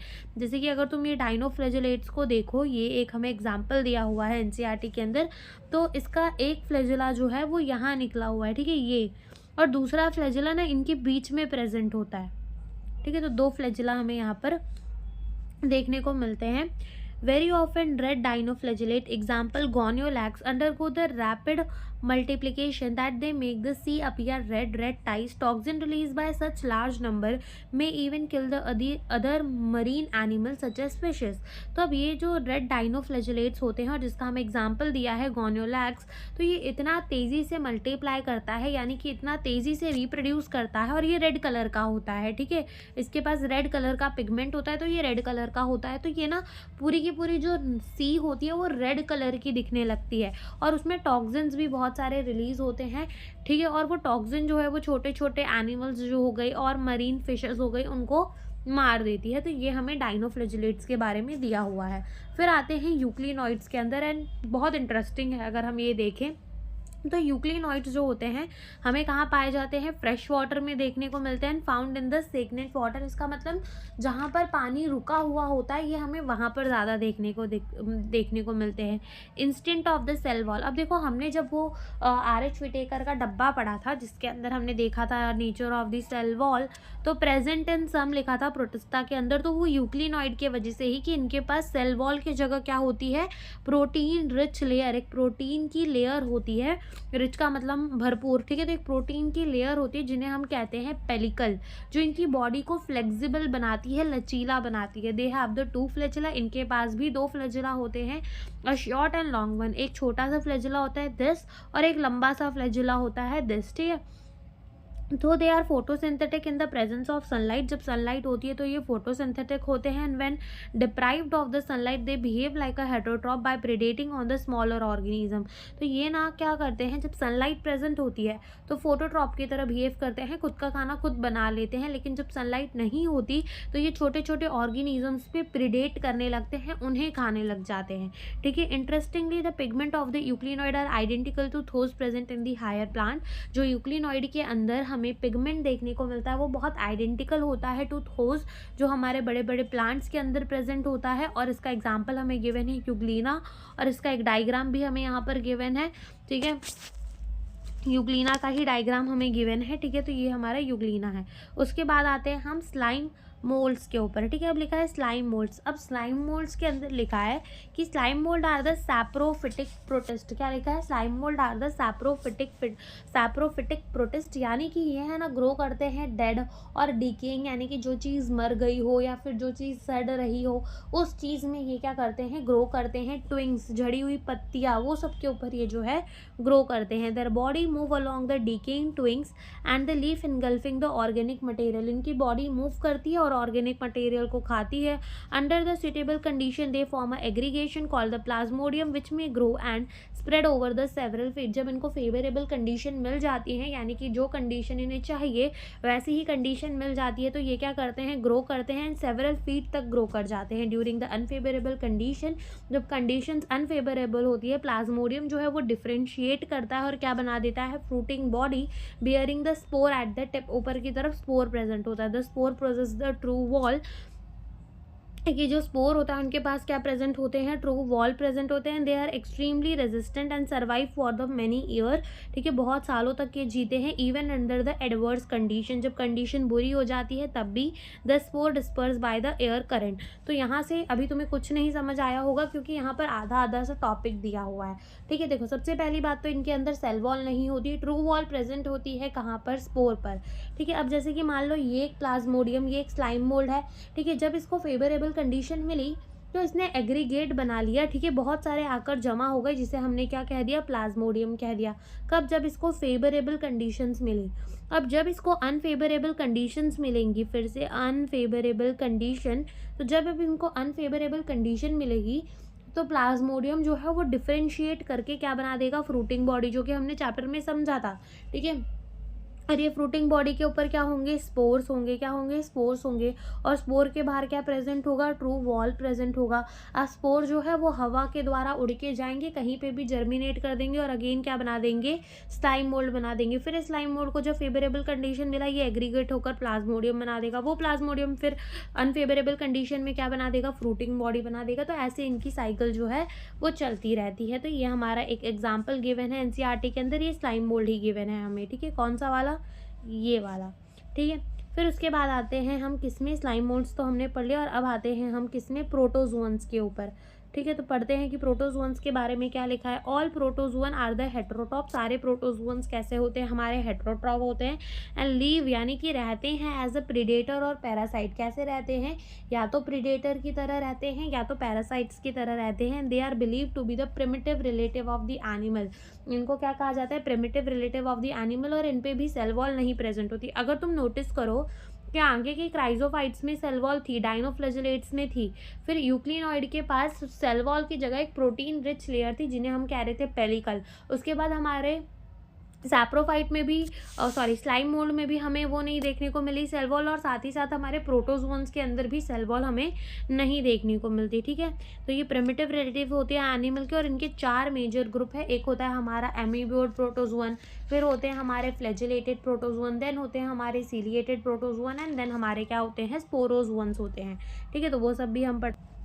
तो अब हम पढ़ेंगे अपने अमीबियोट प्रोटोजोअन। तो आगे के जो पेज में लिखा था वो मैं बोल देती हूँ कि वहाँ पे लिखा था this organism live in the fresh water, sea water और मॉइस्ट ऑयल, की ऑर्गेनिज्म हमारे अच्छे पानी में भी रह सकते हैं, सी के पानी में भी, और गीली मिट्टी में भी रह सकते हैं। And they move and capture their prey by putting out the pseudopodia यानी कि false feet, as in the amoeba marine form have the silica cell on their cell surface. ठीक है, silica cells on their cell surface, some of them such as entamoebas are parasite. ठीक है, तो ये हमें यहाँ पर बोला हुआ है। फिर आता है हमारा क्या, फ्लैजिलेटेड प्रोटोजोअन। तो लिखा है flagellated protozoan the member of this group are either free living, या तो ये फ्री लिविंग होते हैं या तो ये पैरासाइट की तरह भी रहते हैं। इनके पास क्या होता है, नाम ही है फ्लैजिलेटेड प्रोटोजोअन, तो फ्लैजिला तो होगा।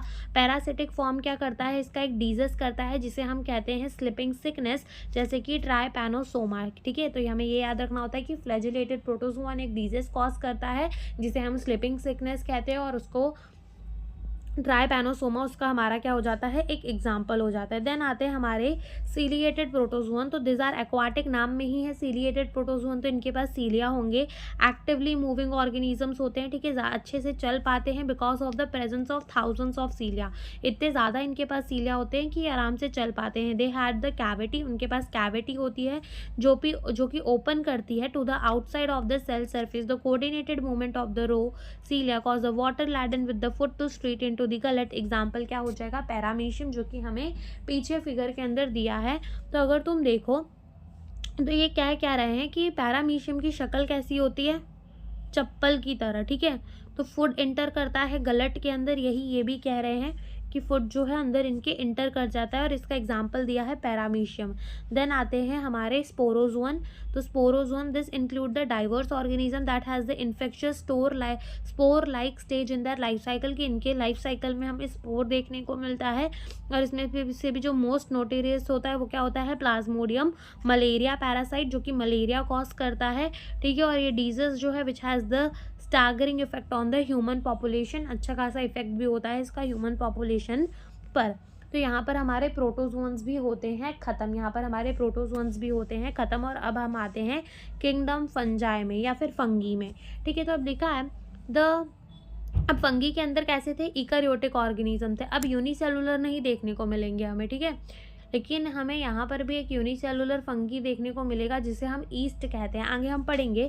तो अभी स्टार्ट करते हैं अपनी रीडिंग। तो देखो लिखा है कि kingdom fungi constitute the unique kingdom of the heterotrophic organism, यानी कि किंगडम फंगी के अंदर हमें हेटेरोट्रॉपिक ऑर्गेनिज्म देखने को मिलेंगे। दे show a great diversity in the morphology and habitat, इनके अंदर हमें अच्छी खासी डाइवर्सिटी देखने मिलेगी, किसमें, इनकी मॉर्फोलॉजी यानी कि एक्सटर्नल फीचर में, और साथ ही साथ इनके हैबिटेट में कि ये रहते कहाँ हैं। ठीक है, तो हमें पूछा भी जा सकता है कि किसके अंदर हमें अच्छी खासी डाइवर्सिटी देखने को मिलती है, मॉर्फोलॉजी एंड हैबिटेट में तो फंगी, और अगर बोला जाए कि न्यूट्रिशनल डाइवर्सिटी किसमें देखने को मिलती है ज़्यादा, तो मोनेरा के अंदर।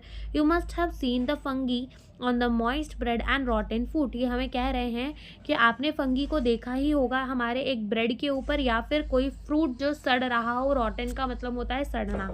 The common mushroom you eat and toadstool are also fungi. तो कह रहे हैं कि जो कॉमन मशरूम तुम खाते हो और टूथ स्टूल वो भी क्या होती है, फंगी होती है। White spot seen on the mustard leave are due to the parasitic fungi. White spot जो हमें देखने को मिलते हैं मस्टर्ड की लीफ में, वो क्यों देखने को मिलते हैं, एक पैरासिटिक फंगस की वजह से। कुछ यूनिसेलुलर फंगी होती हैं, सम यूनिसेलुलर फंगी, और हमारे एनसीईआरटी के अंदर एक ही हमें एग्जाम्पल में दी हुई है, दैट इज द ईस्ट। ठीक है, ये यूज होता है to make the bread, bread बनाने के भी काम आता है, साथ ही साथ बियर बनाने के भी काम आता है। Other fungi cause disease in the plant and animal. कुछ फंगी क्या करते हैं, डिजीज कॉज कर देते हैं प्लांट एंड एनिमल के अंदर। Wheat rust causing Puccinia is important example. ठीक है, वीट के अंदर रस्ट कॉजिंग फंगी होती है, उसका हमें एग्जाम्पल दिया है पक्सीनिया। ठीक है, और some are the source of the antibody. और कुछ फंगी से हमें एंटीबॉडी मिलता है, जैसे कि पेनिसिलिन, पूरा नाम है पेनिसिलिन नोटाटम। ठीक है, तो इससे हमें क्या मिलता है, एंटीबॉडी मिलता है। फंगी जो होती है वो क्या होती है, कॉस्मोपॉलिटन होती है। कॉस्मोपॉलिटन का मतलब जो हर जगह पाई जाए। ठीक है, जो हर जगह पाई जाए। And occur in the air, water, soil and on animal या फिर प्लांट। ठीक है, जो हर जगह पाई जाती है उसको कॉस्मोपॉलिटन कहते हैं। They prefer to grow in the warm and the humid places. ठीक है, ये ज़्यादातर कहाँ ग्रो होना पसंद करती है, वार्म थोड़ी गर्म जगह और थोड़ी ह्यूमिड वाली नमी वाली जगह पर। Have you ever wonder why we keep food in the refrigerator. ये कहते हैं क्या कभी आपने सोचा है कि हम अपना खाना रेफ्रिजरेटर में क्यों रखते हैं। Yes, is to prevent the food from growing bad due to the bacterial और द फंगल इन्फेक्शन। इसीलिए रखते हैं ताकि हमारा जो फूड है उसको बैक्टीरियल या फंगल इन्फेक्शन से हम रोक सकें। ठीक है, with the exception of the east, east का एक्सेप्शन छोड़ के, जो कि यूनिसेलुलर होती है, यानी कि हमारी ईस्ट यूनिसेलुलर होती है। फंगी जो होती है वो कैसी होती है, फिलामेंटस होती है। ठीक है, फिलामेंटस यानी कि ऐसे लंबी लंबी होती है, फिलामेंट्स के फॉर्म पे प्रेजेंट होती है, फिलामेंटस होती है। Their body consist of the long slender thread like structure called the hyphae. इनकी बॉडी जो होती है वो लंबी लंबी होती है, स्लेंडर थ्रेड लाइक स्ट्रक्चर, और यही जो थ्रेड लाइक स्ट्रक्चर होता है इनका, इन्हें क्या कह दिया जाता है, इन्हें कह दिया जाता है हाइफे। और जब इन्हीं हाइफों का पूरा नेटवर्क बन जाता है, जैसे मान लो ये एक हाइफे, ये दूसरा हाइफे, ये तीसरा हाइफे, ये चौथा हाइफे, पांचवा हाइफे, छठवां हाइफे। ठीक है, जब इन्हीं हाइफे का क्या बन जाता है, पूरा का पूरा नेटवर्क बन जाता है, तो इसे क्या कहा जाता है, माइसीलियम। क्या कहा जाता है, माइसीलियम कहा जाता है। तो यही बात यहाँ पर बोली है इन्होंने कि लिखा है the network of the hyphae is known as a mycelium. कुछ हाइफे जो होती हैं वो ट्यूब होती हैं filled with the multi nucleated cytoplasm, they're are called as coenocytic hyphae. Coenocytic hyphae क्या होती है, जैसे कि मान लो ये एक इनकी क्या है, हाइफे है। ठीक है, अब इसको हम थोड़ा जूम करके देख रहे हैं, तो इस हाइफे के अंदर न्यूक्लियस प्रेजेंट होंगे, न्यूक्लियस प्रेजेंट होंगे, न्यूक्लियस प्रेजेंट होंगे, लेकिन वॉल्स नहीं प्रेजेंट होगी। तो हम इन्हें कह देते हैं मल्टी न्यूक्लिएटेड हाइफे या फिर coenocytic hyphae. Multi nucleated hyphae या फिर सीनोसिटिक हाइफे। और अगर यहीं पे सेप्टा या फिर क्रॉस वॉल, सेप्टा का मतलब दीवार मान लो, सेप्टा या क्रॉस वॉल बन जाती है, तो हम इन्हें क्या कहते हैं, यूनिसेलुलर हाइफे कह देते हैं, या फिर हम इन्हें क्या कह देते हैं, देखो, अदर हैव द सेप्टा और the cross wall in their hyphae and the fungi are composed of the chitin and polysaccharide. ये बात की तो बाद में करेंगे, लेकिन ये जो हमारे हाइफे, इन्हें हम क्या कह देंगे, ए सीनोसिटिक हाइफे। ठीक है, सेप्टास प्रेजेंट है तो ए सीनोसिटिक हाइफे या फिर यूनी न्यूक्लिएटेड कंडीशन भी हम कह देते हैं। ठीक है, फिर क्या लिखा है कि हमारा जो फंगी का सेल वॉल है वो किसका बना हुआ होता है, काइटिन एंड पॉलीसेकेराइड का। मोस्ट फंगी कैसे होते हैं, हेटरोट्रॉपिक होते हैं, एब्जॉर्ब करते हैं सोल्यूबल ऑर्गेनिक मैटर को फ्रॉम द डेड सबस्ट्रेट, और हेंस हम इन्हें क्या कहते हैं, सैप्रोफाइट। सैप्रोफाइट का मतलब जो कि डेड और डिकेइंग मैटर पे ग्रो करे। Those that depend on the living plant and animal, उनको हम क्या कहते हैं, पैरासाइट। ठीक है, याद रखना, सैप्रोफिटिक कौन होते हैं, जो डेड और डिकेइंग मैटर पे ग्रो करते हैं। पैरासिटिक कौन होते हैं, जो लिविंग प्लांट और एनिमल में डिपेंड करते हैं।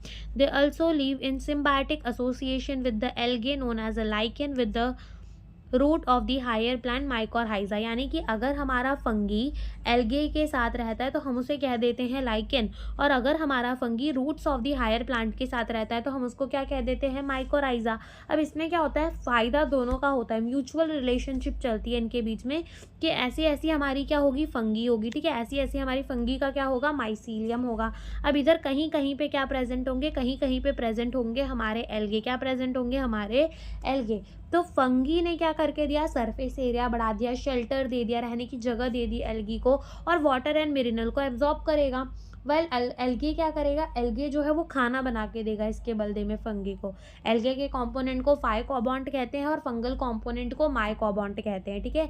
एल्गे के फंगी को क्या कहते हैं, पार्ट को फाइकोबॉन्ट, और फंगी के पार्ट को क्या कहते हैं, माइकोबॉन्ट, ठीक है। तो ये हमारा लाइकेन है। तो ऐसे ही रूट्स के साथ रहता है, जैसे मान लो ये रूट है, इधर इधर फंगी प्रेजेंट है, ये रूट को क्या करेगी, रूट के लिए वाटर सरफेस एरिया बढ़ाएगी, वाटर एंड मिनरल को एब्जॉर्ब करके देगी, पैथोजन से प्रोटेक्ट करेगी, और इसके बदले में रूट इसको खाना दे देगा। फोटोसिंथेसिस हुई पेड़ के लीफ में, नीचे ट्रांसपोर्ट हुई रूट में, और रूट फिर इसको खाना दे देगा। तो म्यूचुअल रिलेशनशिप चल रही है ऐसी कि दोनों का ही फायदा होता है, ठीक है।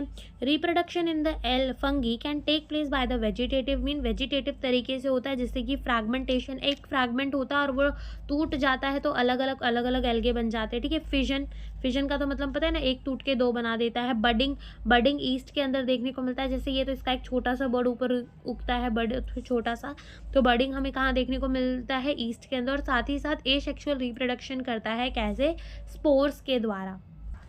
तो एसेक्सुअल रिप्रोडक्शन करता है बाय द स्पोर, और जो स्पोर इन्वॉल्व होते हैं फंगी की एसेक्सुअल रिप्रोडक्शन करवाने में, उनका नाम है कोनेडिया, स्पोरैंगियोस्पोर और ज़ूस्पोर, ठीक है। कोनेडिया, स्पोरैंगियोस्पोर और ज़ूस्पोर।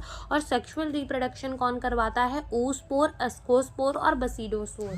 oospore, ascospore और basidospore जो है वो क्या करवाएगा, ठीक है, वो क्या करवाएगा, सेक्सुअल रिप्रोडक्शन। और फिर लिखा है कि the various spores are produce in the distinct structure, जिसको हम क्या कहते हैं, फ्रूटिंग बॉडी। यानी कि जितने भी स्पोर्स के नाम लिए गए वो कहाँ प्रोड्यूस होते हैं, वो कहाँ प्रोड्यूस होते हैं, वो प्रोड्यूस होते हैं डिस्टिंक्ट बॉडी के अंदर, जिन्हें हम क्या कहते हैं, फ्रूटिंग बॉडी, ठीक है। फिर क्या लिखा हुआ है, the sexual cycle involve the following 3 step, 3 step हमें देखने को मिलते हैं, और वो क्या क्या है। सबसे पहला, the fusion of the protoplasm between the 2 motile and non motile gamete, जिसे हम प्लाज्मोगैमी कहते हैं। फ्यूजन ऑफ द 2 न्यूक्लियाई, जिसे हम कैरियोगैमी कहते हैं। Meiosis in the zygote resulting into the haploid spore, ठीक है। अब अगर तुम्हें ये स्टेप समझने हैं तो तुम देखो, समझो जैसे कि ये एक हाइफे है, ये एक हाइफे है, ठीक है। दोनों के पास क्या है, हैप्लॉइड न्यूक्लियस है, क्या है, हैप्लॉइड न्यूक्लियस है। अब ये मोटाइल भी हो सकते हैं, नॉन मोटाइल भी हो सकते हैं, और जब ये दोनों एकदम पास पास आएंगे तो होगा क्या, समझ लो जैसे कि ये पास पास आते जा रहे हैं, ठीक है। तो जैसे कि मान लो कि ये हमारे ये जुड़ गए, क्या हो गया, ये जुड़ गए, ये एक का न्यूक्लियस, ये दूसरे का न्यूक्लियस। अब ये भी हैप्लॉइड है और ये भी क्या है, हैप्लॉइड है, ये दोनों का हाइफे जो है वो जुड़ गया। तो ये कौन सी कंडीशन बनी, N+N कंडीशन, जिसे हम कहते हैं डाइकैरियन स्टेज बनी। अब एस को हम आगे और पढ़ेंगे, फंगी की क्लासेस होती हैं, तो एस्को और बसिडोमाइसिटीज के अंदर ये जो 2 न्यूक्लियाई वो इमीडिएटली फ्यूज नहीं करती, डाइकैरियन स्टेज बनता है। वेरएस जो हमारी बाकी की क्लासेस हैं उनके अंदर हमें डाइकैरियन स्टेज देखने को नहीं मिलता, डायरेक्टली दोनों न्यूक्लियस जो है वो फ्यूज कर जाते हैं। और जब ये दोनों फ्यूज करते हैं तो देखो होगा क्या, कि जैसे समझ लो इनका जो हाइफे वो जुड़ गया, अब ये दोनों न्यूक्लियस यहाँ आ जाएंगे और एक दूसरे के साथ क्या कर जाएंगे, फ्यूज कर जाएंगे, ठीक है। तो ये क्या बन गया, 2N बन गया, दैट इज द ज़ाइगोट बन गया। अब इस ज़ाइगोट में जब मियोसिस होगी, meiosis is the reduction division, जो क्रोमोसोम नंबर को हाफ कर देता है। अगर 2N है तो N हो जाएगा, यानी कि हैप्लॉइड हो जाएगा, तो वो हैप्लॉइड क्या बना देगा, स्पोर्स बना देगा। तो यही 3 चीज़ें यहाँ पे लिखी है। फिर देखो आगे क्या लिखा है कि when the fungus reproduce sexually, ठीक है, जब वो सेक्सुअली रिप्रोड्यूस करता है, 2 haploid hyphae compatible mating type के पास पास आते हैं, फ्यूज कर जाते हैं। कुछ फंगी के अंदर fusion of the 2 haploid cell immediately result in the diploid cell, जैसे ही फ्यूजन हुई दोनों न्यूक्लियस एक दूसरे के साथ फ्यूज कर गए, that is the diploid can. However in other fungi, हमारे बाकी के फंगी के अंदर जैसे कि अस्कोमाइसिटीज और बसिडोमाइसिटीज के अंदर एक इंटरवेनिंग डाइकैरियन स्टेज बनता है, N+N, that is the 2 nuclei पर सेल। अगर ये कंडीशन हमें देखने को मिलती है, और ऐसी ही कंडीशन को कहा जाता है डाइकैरियन, एंड द फेज, इसको हम क्या कहते हैं, dikaryon phase of the fungus, ठीक है। Later the parental nuclei fuse, जब पेरेंटल न्यूक्लियाई फ्यूज करते हैं तो सेल्स क्या बन जाते हैं, डिप्लॉइड बन जाते हैं। The fungi form the fruiting body in which reduction division, occur fungi जो है वो फ्रूटिंग बॉडी बनाती है जिसके अंदर रिडक्शन डिवीजन होता है, leading to the formation of the haploid spore, जिसके बाद अंदर क्या बन जाते हैं, यहाँ पर हैप्लॉइड स्पोर्स बन जाते हैं, ठीक है। फिर देखो क्या लिखा है, the morphology of the mycelium, mode of the spore formation and the fruiting body form the basis of the division of kingdom into the various classes. यानी कि जो हमारा फंगी है, किंगडम फंगी, उसको हमने वेरियस क्लासेस के अंदर divide किया है। किस बेसिस पे? एक तो उसका माइसीलियम कैसा है, दूसरा उसका mode of the spore formation कैसा है, तीसरा उसकी फ्रूटिंग बॉडी भी कैसी है। ये 3 चीज़ों को देखकर हमने उसे क्लासीफाई किया है। फिर हम पढ़ते हैं अब हमारे एक फंगी के क्लास की, दैट इज द फाइकोमाइसिटीज। ठीक है, तो लिखा है the member of the phycomycetes are found in the aquatic habitat and in the decaying wood in the moist and damp places और as obligate parasites on the plant. तो क्या लिखा है कि हमारा जो मेंबर है फाइकोमाइसिटीज का, वो हमें कहाँ देखने को मिलता है? एक्वाटिक हैबिटेट में, यानी कि पानी में। और कहाँ देखने को मिलता है? सड़ी हुई लकड़ी के ऊपर दिख जाता है, इन द मॉइस्ट और डैम प्लेसेस। ठीक है, और ये ऑब्लिगेट पैरासाइट्स की तरह काम करता है प्लांट के ऊपर। ऑब्लिगेट का मतलब होता है कंपलसरी, तो कंपलसरी पैरासाइट होगा किस पे? प्लांट के ऊपर। इनका जो माइसीलियम होता है वो कैसा होता है? एसेप्टेट होता है। इनका जो माइसीलियम होता है वो कैसा होता है? एसेप्टेट होता है, यानी कि सेप्टास नहीं प्रेजेंट होते, और सीनोसिटिक होता है। और कैसा होता है? Coenocytic. Mycelium is the एसेप्टेड and coenocytic. Mycelium कैसा होता है? एसेप्टेड एंड सीनोसिटिक। और आगे की जितनी भी हम क्लास पढ़ेंगे उन सबका माइसीलियम ब्रांच एंड सेप्टेट होता है। कैसा होता है? ब्रांच एंड सेप्टेट होता है। और फाइकोमाइसिटीज का कैसा होता है? एसेप्टेड होता है, सेप्टा प्रेजेंट नहीं होते, और सीनोसिटिक यानी कि मल्टी न्यूक्लिएटेड कंडीशन हमें देखने को मिलती है। Asexual reproduction take place by the zoospore. Asexual reproduction कैसी होती है? ज़ूस्पोर के द्वारा, और बाय द अल्पनोस्पोर, या फिर अल्पनोस्पोर भी यूज हो जाते हैं। ठीक है, नॉन मोटाइल जो कि होते हैं। ज़ूस्पोर मोटाइल होते हैं और अल्पनोस्पोर कैसे होते हैं? नॉन मोटाइल होते हैं। The spores are endogenously produce in the sporangium. ये स्पोर्स जो है वो एंडोजेनसली प्रोड्यूस होते हैं कहाँ पर? स्पोरेंजियम के ऊपर। A zygospore is form by the fusion of the 2 gamete. जो ज़ाइगोस्पोर है वो कैसे बनता है? By the fusion of 2 gamete. और ये गैमेट सिमिलर होंगे मॉर्फोलॉजी के अंदर तो आइसोगैमस कहेंगे, और डिसिमिलर होंगे तो वो अनीसोगैमस और ओगैमस दोनों हो सकता है, कुछ भी हो सकता है। कुछ कॉमन एग्जाम्पल क्या है इनके? म्यूकर। ठीक है, म्यूकर हो गया, राइजोपस यानी कि जो हमारा ब्रेड मोल्ड हो गया, जिसे हम ब्रेड मोल्ड कहते हैं, और Albugo parasitic fungi on the mustard, ये इसके कुछ एग्जाम्पल्स हो गए। ठीक है, और अगर हम यहाँ पर, और तो ये हमें म्यूकर की फोटो दी गई है। ठीक है, ये हमें किसकी फोटो दी गई है? म्यूकर की। ओके, फिर आते हैं हम अपनी अस्कोमाइसिटीज के ऊपर। तो लिखा है कि commonly known as the sac fungi. देखो आप जैसे ए एस और सी है तो तुम इसको अरेंज कर लो, ऐसे सी बना लो। ठीक है, सैक यानी कि बोरा, तो तुम याद रखो कि ये क्या है? हमारे सैक फंगी भी है। अस्कोमाइसिटीज मोस्टली कैसे होते हैं? Multi cellular, example penicillin. और रेयरली कैसे होते हैं? यूनिसेलुलर, जैसे कि ईस्ट। ठीक है, तो ईस्ट का नाम है सैक्रोमाइसिस, साइंटिफिक नेम है। ठीक है, तो ये हमारा जो ईस्ट है वो यूनिसेलुलर होता है, एक ही सेल का होता है। बडिंग के थ्रू ये एसेक्सुअल रिप्रोडक्शन करता है, और अस्कोमाइसिटीज के अंदर ये आता है। They are the saprophytic. ये सैप्रोफिटिक यानी कि डेड और डिकेइंग मैटर पे ग्रो कर सकते हैं। डीकम्पोजर्स भी हो सकते हैं, पैरासिटिक भी हो सकते हैं, और कॉर्फोफिलस यानी कि जो गोबर पे ग्रो करते हैं वो भी हो सकते हैं। ठीक है, माइसीलियम इनका कैसा होता है? ब्रांच एंड सेप्टेट होता है। तो वही चीज़ लिखिए कि इनका माइसीलियम ब्रांच एंड सेप्टेट होता है। एसेक्सुअल स्पोर कौन से होते हैं? कोनिडिया, जो कि एक्सोजेनसली प्रोड्यूस होते हैं एक स्पेशल माइसीलियम के अंदर, जिन्हें हम कहते हैं कोनिडियोफोर। कोनाडिया जब जर्मिनेशन करता है तो प्रोड्यूस करता है माइसीलियम, और सेक्सुअल रिप्रोडक्शन के लिए इनके पास क्या होता है? अस्कोस्पोर, जो कि एंडोजेनसली प्रोड्यूस होता है इन अ सैक लाइक असीक। ठीक है, एंड दिस असीक्स are arrange in the different type of the fruiting body, जिसे हम कहते हैं एस्कोकार्प। ठीक है, एस्कोकार्प। ठीक है, कुछ एग्जाम्पल इसके क्या है? Aspergillus, क्लैविसेप्स, Neurospora. न्यूरोस्पोरा जो है वो एक्सटेंसिवली यूज़ होता है बायोकेमिकल एंड जेनेटिक वर्क के अंदर, और बहुत सारे इनके जो मेंबर है जैसे कि मोरल और ट्रफल से एडेबल भी होते हैं और अच्छे भी होते हैं खाने में। ठीक है, तो अगर मैं दिखाना चाहूँ यहाँ पर फिगर एस्परगिलस का, तो हम देख लेते हैं। तो ये हमें एस्परगिलस दिया हुआ है। ठीक है, फिर आते हैं हम तीसरे class of the fungi, that is the basidiomycetes, जहाँ पर हमें डाइकैरियन स्टेज देखने को मिलेगी और अस्कोमाइसिटीज के अंदर भी मिलती है। Commonly known form of the basidiomycetes क्या होते हैं? मशरूम, ब्रैकेट फंगी और puff ball. They grow in the soil on logs and tree stumps and living plant body as parasite, example rust and smut. ठीक है, the mycelium is branch and septate, इनकी mycelium branch and septate होती है. The asexual spores are generally not found, asexual reproduction होती नहीं इनके अंदर. ठीक है, but the vegetative reproduction by the fragmentation is common. अब देखो vegetative reproduction by the fragmentation ही इसमें इतनी अच्छी तरीके से होती है कि सेक्सुअल रिप्रोडक्शन की ज़रूरत नहीं. जैसे कि एक मशरूम लिया और उसके टुकड़े टुकड़े करके खेत में फेंक दिया और वहीं पर नए मशरूम सूख गए, तो क्या ज़रूरत इसकी बाकी तरीके से. फ्रैगमेंटेशन अच्छा खासा काम करता है. सेक्स ऑर्गन इनके पास होते नहीं, but plasmogamy is brought about the fusion of the two vegetative और the somatic cells of the different strains और genotype.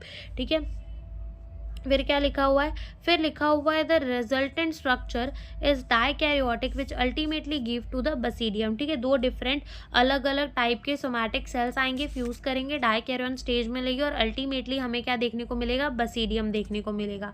Karyogamy and meiosis take place in the basidium. Karyogamy यानी कि न्यूक्लियस का division और मियोसिस वगैरह होता है किसके अंदर, बसीडियम के अंदर. और क्या प्रोड्यूस करता है, 4 बसीडियोस्पोर्स. ठीक है, क्या प्रोड्यूस करता है, 4 बसीडियोस्पोर्स प्रोड्यूस करता है. And the basidiospores are exogenously, exogenously का मतलब बाहर, प्रोड्यूस इन द बसीडियम. ठीक है, बसीडियम के अंदर बाहर प्रोड्यूस होता है. The basidias are arrange in the fruiting body called the basidiocarp. और कुछ इसके एग्जाम्पल है एग्रिकस, ठीक है, यानी कि मशरूम, उस्टिलागो यानी कि स्मट, पक्सीनिया यानी कि रस्ट फंगस. ठीक है, फिर आता है हमारा ड्यूटोरोमाइसिटीज. तो देखो क्या लिखा है, commonly known as a imperfect fungi because only the asexual और vegetative phase of this fungi are known. ठीक है, तो इनको ना हमने कहाँ रख दिया है, इनपरफेक्ट फंगी के अंदर, क्योंकि यहाँ पर सेक्सुअल रिप्रोडक्शन हमें नहीं देखने को मिलती, तो इसको क्या बोल दिया, इनपरफेक्ट फंगी, बिकॉज यहाँ पर सिर्फ एसेक्सुअल और वेजिटेटिव फेजेस ही देखने को मिलते हैं. When the sexual form of this fungi were discovered they were moved into the classes they rightly belong. ठीक है, अब जैसे कि मान लो एक फंगी है, हम उसको ड्यूटोरोमाइसिटीज कहते हैं, क्योंकि अभी हमें उस पता नहीं कि उसके अंदर सेक्सुअल रिप्रोडक्शन हो भी रही है नहीं, लेकिन अगर पता चला कि इसके अंदर सेक्सुअल रिप्रोडक्शन हो रही है, तो जिससे भी इसकी कैरेक्टरिस्टिक ज़्यादा मैच करती होगी, भले वो अस्कोमाइसिटीज हो, बसीडोमाइसिटीज हो, हम उसको वहाँ भेज देंगे. ठीक है, तो इसको बस ऐसे ही टेम्परेरी बनाया गया है. It is also possible that the asexual and vegetative stage have given one name and placed under the deuteromycetes and sexual stage another and placed under the another class. Later when the linkage were established, the fungi were correctly identified and moved out the deuteromycetes. One perfect sexual state of the member of deuteromycetes were discovered. They were कहाँ चला गया, correctly identified and moved out of the deuteromycetes. उनको deuteromycetes से निकाल देंगे. One perfect sexual stage of the member of the deuteromycetes are discovered. They were often move to the ascomycetes या basidiomycetes. उसको अस्कोमाइसिटीज या बसीडोमाइसिटीज के अंदर भेज देंगे. The deuteromycetes reproduce only by the asexual spore known as a conidia. खाली asexual spore से reproduce करते हैं, जिन्हें हम क्या कहते हैं, conidia. The mycelium is septate. इनका माइसीलियम सेप्टेड होता है और ब्रांच होता है. और कुछ मेंबर सैप्रोफिटिक होते हैं, कुछ पैरासिटिक होते हैं. With large number of them are the decomposer. Deuteromycetes से डीकम्पोजर याद रख सकते हो कि ज्यादातर वो क्या होते हैं, डीकम्पोजर होते हैं. And help in the mineral cycling. कुछ एग्जाम्पल इसके गिवन है, अल्टरनेरिया, कॉलेटोट्राइकम, ट्राइकोडर्मा. ठीक है, इसके हमें कुछ एग्जाम्पल्स गिवन है. तो यहाँ पर मेनली हमारा चैप्टर खत्म हो जाता है, क्योंकि अब इसके बाद छोटा सा डिस्क्रिप्शन प्लांट किंगडम का, एनिमल किंगडम का, और वो वाला टॉपिक बचता है, that is the virus, viroids and prion. तो वो भी हम देख लेते हैं. फिर आते हैं किंगडम प्लांटे के ऊपर. तो लिखा है कि kingdom Plantae include all the eukaryotic chlorophyll containing organism commonly known as the plant. Kingdom Plantae के अंदर सारे इकैरियोटिक्स को रखा गया है, क्लोरोफिल कंटेनिंग ऑर्गेनिज्म, जिन्हें हम क्या कहते हैं, प्लांट कहते हैं.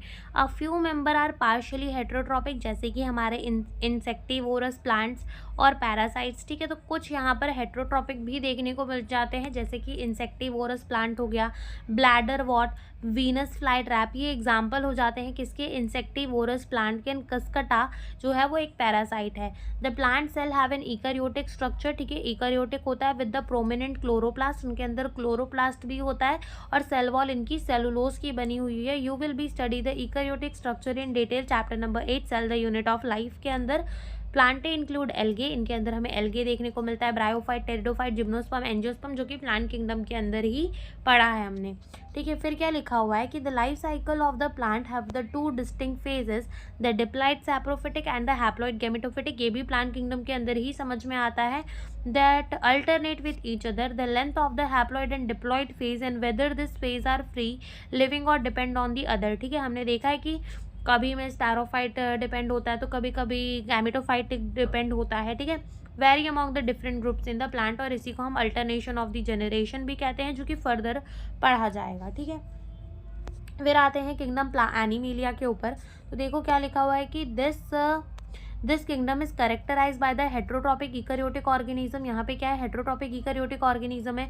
दे आर मल्टी सेलुलर होते हैं, सेल वॉल इनके पास होता नहीं। दे डायरेक्टली और इनडायरेक्टली डिपेंड करते हैं किसके ऊपर, प्लांट के ऊपर अपने खाने के लिए। They digest their food in an internal cavity and store and reserve as glycogen और फैट, अपने खाने को खाते हैं और बाद में उसको स्टोर भी करते हैं ग्लाइकोजन और फैट की तरह। Their mode of nutrition is holozoic, यानी कि पहले पूरा खाना इंजेस्ट करते हैं, देन डाइजेस्ट करते हैं, and they follow a definite growth pattern and grow in the adult have a definite shape and size, ठीक है। अडल्ट के अंदर ग्रो होकर अपना डेफिनाइट शेप एंड साइज लेते थे। हायर फॉर्म के पास इलाबरेट सेंसरी एंड न्यूरोम्यूटर मैकेनिज्म होता है, और मोस्ट ऑफ देम जो होते हैं वो लोकोमोशन के कैपेबल होते हैं। लोकोमोशन का मतलब अपनी जगह से किसी और जगह पर जाना, ठीक है, तो लोकोमोशन का मतलब वो होता है। फिर लिखा है the sexual reproduction is by the copulation of the male and female followed by the embryological development.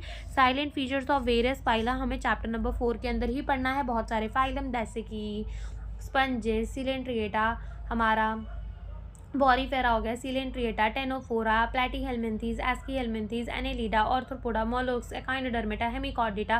फिर कॉर्डेटा के अंदर हमें क्लासेस पढ़ने हैं, वर्टेब्रेट, यूरोकॉर्डेट, सेफालोकॉर्डेट, सेफालोकॉर्डेट के अंदर हमें और भी चीज़ें, तो वो पूरा एक अलग चैप्टर है, ठीक है। फिर आते हैं वायरस, वायरॉइड्स, प्रायंस एंड हमारे लाइकेन के ऊपर। तो चलो ये भी अब हम रीड करते हैं।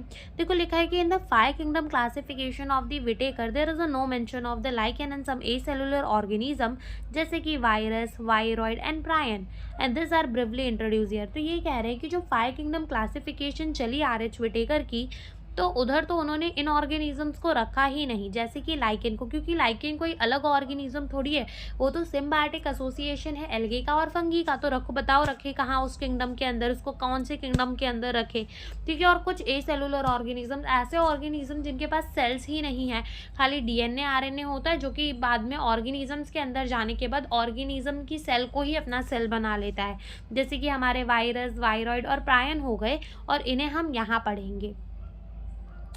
All of us who have suffered the ill effect of the common cold or flu know what effect virus can have on us, if even if we do not associate it with our condition.